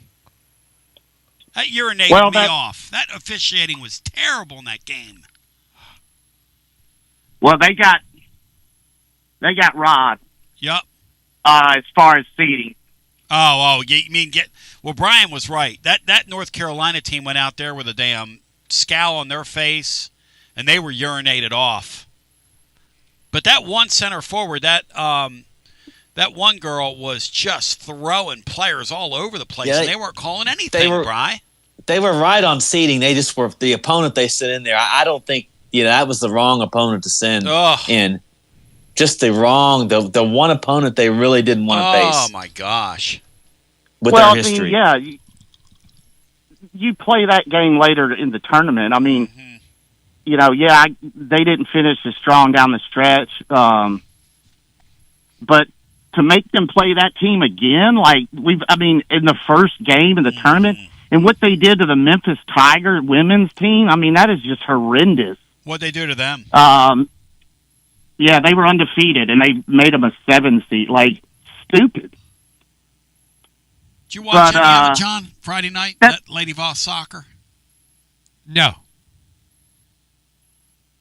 You weren't over there at the field, John? No. What kind of fan are you, bud? I'm not a fan. Tony, it's like Joe Kurt's team, and even Heupel's team to a certain extent, man. It's like, damn, if I wish we could have seen the team with all their people out there, like when you lose a Shea O'Rourke like that, I mean, oh my gosh, that was hard. Speaking of injuries, what's up with Estrella? We don't know. I'm going to find out. Has anything come down on Estrella yet? I'm going to make some calls later on. No, I don't think so. Yeah, I know they're going to look at it. I've looked for that. I wonder if his swelling has gone down enough for them to do it.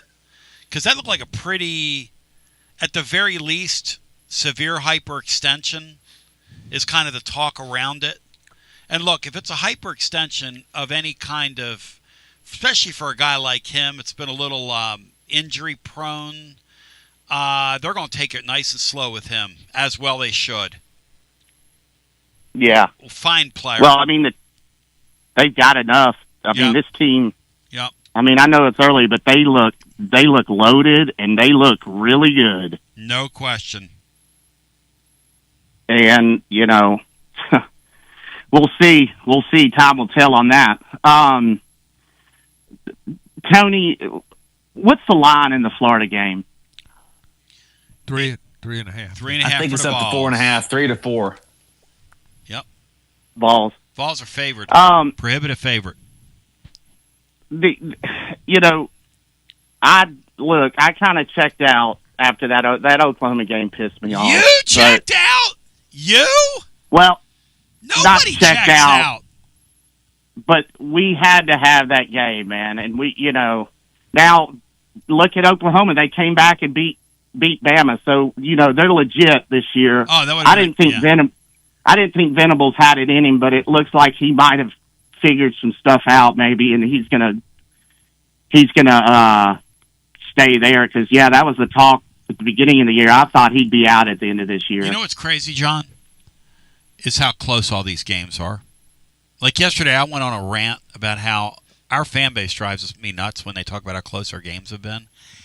Everybody's games in this league, every single one of them just about, are really close. And especially when the real halves get on the field together. And it's damn interesting. And, Matt, that's what was so stark about what Georgia did to Texas last week, is they beat the holy hell out of them, whereas most of these games have been right on the razor's edge. Yeah, that Texas team's just not very good. No. I mean, they've been propped up by the schedule that they played, which is basically the same as Tennessee. Yes, it is. They skated by against Kentucky and Mississippi State. No, they got absolutely hammered, and Kirby completely owned Sarkisian. Curb stomped him. Yeah, I think that game was impressive, but what happened in that A&M South Carolina game? Oh my gosh! John. And look, if you've got a front man for a front runner, there's nobody better than Shane Beamer. That halftime sideline interview was one of the best things I've ever seen. And usually those things are just inane. Nobody pays any attention to him. Nuts said I'm not surprised. I mean, we beat these guys 24 points last year. What'd you expect? We're talented. Did you see what he did after that? He walked away from that gal, and he's walking toward their tunnel. And he pauses, and he poses, and he's pumping his fist, and he's slapping high fives everybody. I mean, he is literally a circus clown. He looked like it was like he won the game. I hope he doesn't get fired because I really like having him around. Matt, you love him, don't you? Yeah, he's a great character and in a good spot. He's kind of harmless unless his team has all your plays. Which Matt, right on cue, we were at the tailgate the other day, and Matt said, boy, they must have gotten the playbook from somebody. Because that first half. Think how much Texas fans were enjoying that first half. How sickening would it have been to see a team have one of the largest comebacks in the modern era, and then you go on the field and get your damn kingdom torn down Saturday night. Well, hey, I would have liked to have heard Junior's post game speech after they come back and blow a 30-3 lead. I kind of like the guy. My God, and poor Lenore Stella, that dude is his arm talent isn't the greatest. He could use some work on that, but that guy is an absolute baller. I love him. They say he's going to go to Miami next year. Well, have any of y'all heard the rumor of him staying in Oxford and Arch Manning going to Uncle and Grandpa's transferring back to Ole Miss? Have y'all heard anything about that? Could Lane fix him? He's got a great track record with quarterbacks. He's as good as anybody. I mean, we talk about his play calling, but you look at his – I remember when he was here that one year, he took Jonathan Crompton, who had struggled earlier. Worm burner. Yeah, in 2008. He just showed He just was. It looked like he wasn't the guy they thought he would be when he was recruited. Yep. And you give him a season with Lane Kiffin, he had a really nice year, made some money in the NFL. So yeah, he's got a great track record. I don't know about Arch. He doesn't appear to be much more than average right now. Vandy Dandy said Lenora Sellers needs to transfer to Vandy. Would be a perfect offense for him down there at Vanderbilt. Pay him a lot of money and let him run around down there. That's not a bad thought, really. That's not. That's not a bad Could you thought. imagine being a Gamecock fan and losing your star quarterback to Vanderbilt? My God. That's the era we're in, my friend. That's what Mark Tony- told us. Mark is a clown. He's wrong then. Well, yeah, on the way out. Yes. Speaking of that maroon Mark and the negatives of the like, Mark gets on here and talks like he knows football, and then he just says this idiotic crap that's just so stupid. Yes. Sitting here saying our team had no chance. Tennessee could have never beaten Alabama. Blah blah blah. We were in that game. If we go in and score at halftime, I've told you before, we were in every one of these games. We could easily be undefeated right now and be already in the playoff. I mean, we made some stupid hiccups, but on that interception, like I've told you before, one of our tight ends goes into the end zone and gets straight up tackled by the Alabama guy, and nothing was done about it. So, listen, now that we've gone into basketball, I'm really hyped about this team, but here's a PSA for the Marks and the negatives of the world. What's that team that the Harlem Globetrotters play? Washington Generals. It's a Washington Negative and Mark Colombo should get a room and do a podcast and be a Washington General fans, Tony. Thank you, brother. Love you, brother. Thank you. And we're going to end it right there. TGMD, do you have any final thoughts today? And John Adams, presented by Jennifer Morris, Next Move, SmokyMountains.com. And my friends at Budget Transmission presenting TGMD. The Gold Bullet is still operational. And that accident happened when Laura and Anthony dropped that transmission back in 2018. And I was driving around town in the 2004 Gold Bullet the other day. And somebody screamed at me in downtown Knoxville, "That's the Gold Bullet, Basilio." I have no idea what you're talking about. You walk right outside, and you will see the Gold Bullet. And if you're good, in the next 10 minutes, I might take you for a ride in it. I don't want to go for a ride in the Gold Bullet. No. I'm sure John is really looking forward to that all show, going for a ride in the Gold Bullet. In the Gold Bullet with you driving. Man. Tony's family members have taken some people for a ride through the years. With Gold Bullets. Bada bang. On the wang. Bada bang.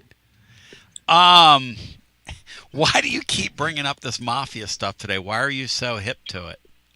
I don't know. You're Italian, and I don't mean anything negative by it. No offense, as you would say. No, it's just... I got into it because I didn't know the mafia was doing as well as it is now. I didn't know it was doing as well. What do you mean doing as well? Well, I just thought it kind of faded into history, and you're telling me no, it's still a player. It still has some muscle. You seem to know a lot about it. That's what got me talking about it. It was you. Oh, that thing up in New Jersey? Here's a question for you guys, right, on the way out, because we kid a lot. I'm a little concerned with what we watch on a nightly basis in college basketball. It's a very fixable sport. And did you guys see where they're talking about confiscating the cell phones of like 7 members of the Los Angeles Lakers right now? That's out there. That's been reported. Yeah, I read that. I mean, if the LA Lakers are betting on basketball with all the money those guys are making, what are they doing like at Kentucky or Alabama or here, there, and everywhere? What are all these kids doing? Miami of Ohio and Kent State. In football? In anything. Matt said it.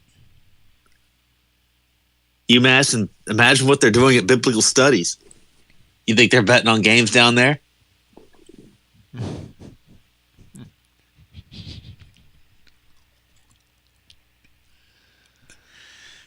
Till we meet again. Dixon, do you have any final thoughts here? Because I have a funny story for you guys. If you'll stay right there. We can't talk about this on air? No. Under the grounds that it might incriminate me. That's about the only topic we didn't talk about on air today. So no, we've touched them all. Fun show, entertaining show, and sometimes informative. Every once in a while, yeah. It ventured over into the space of the informative. It wasn't intentional though. But I love you. I appreciate you. I'm gonna get me a nap. Pretend like today didn't happen. But even though it didn't, it was wonderful. Peace. We love you. God bless. G to the B to the O. Thanks to my friends at TLD Logistics. Online at tldlogistics.com. So loved. So appreciated. John Adams presented by Jennifer Morris. Next move, SmokyMountains.com. She's the best. She's the greatest. And like John said, you ain't messing with her. You ain't going to mess with her, but you want to do business with her. But with the parking spot, what she says about the parking spot, she's going to win the parking spot now. She going to win that fight, as they said out in front of TNT, you dynamite. But let's go ahead and play today's show back. Here it is, right back in your ear.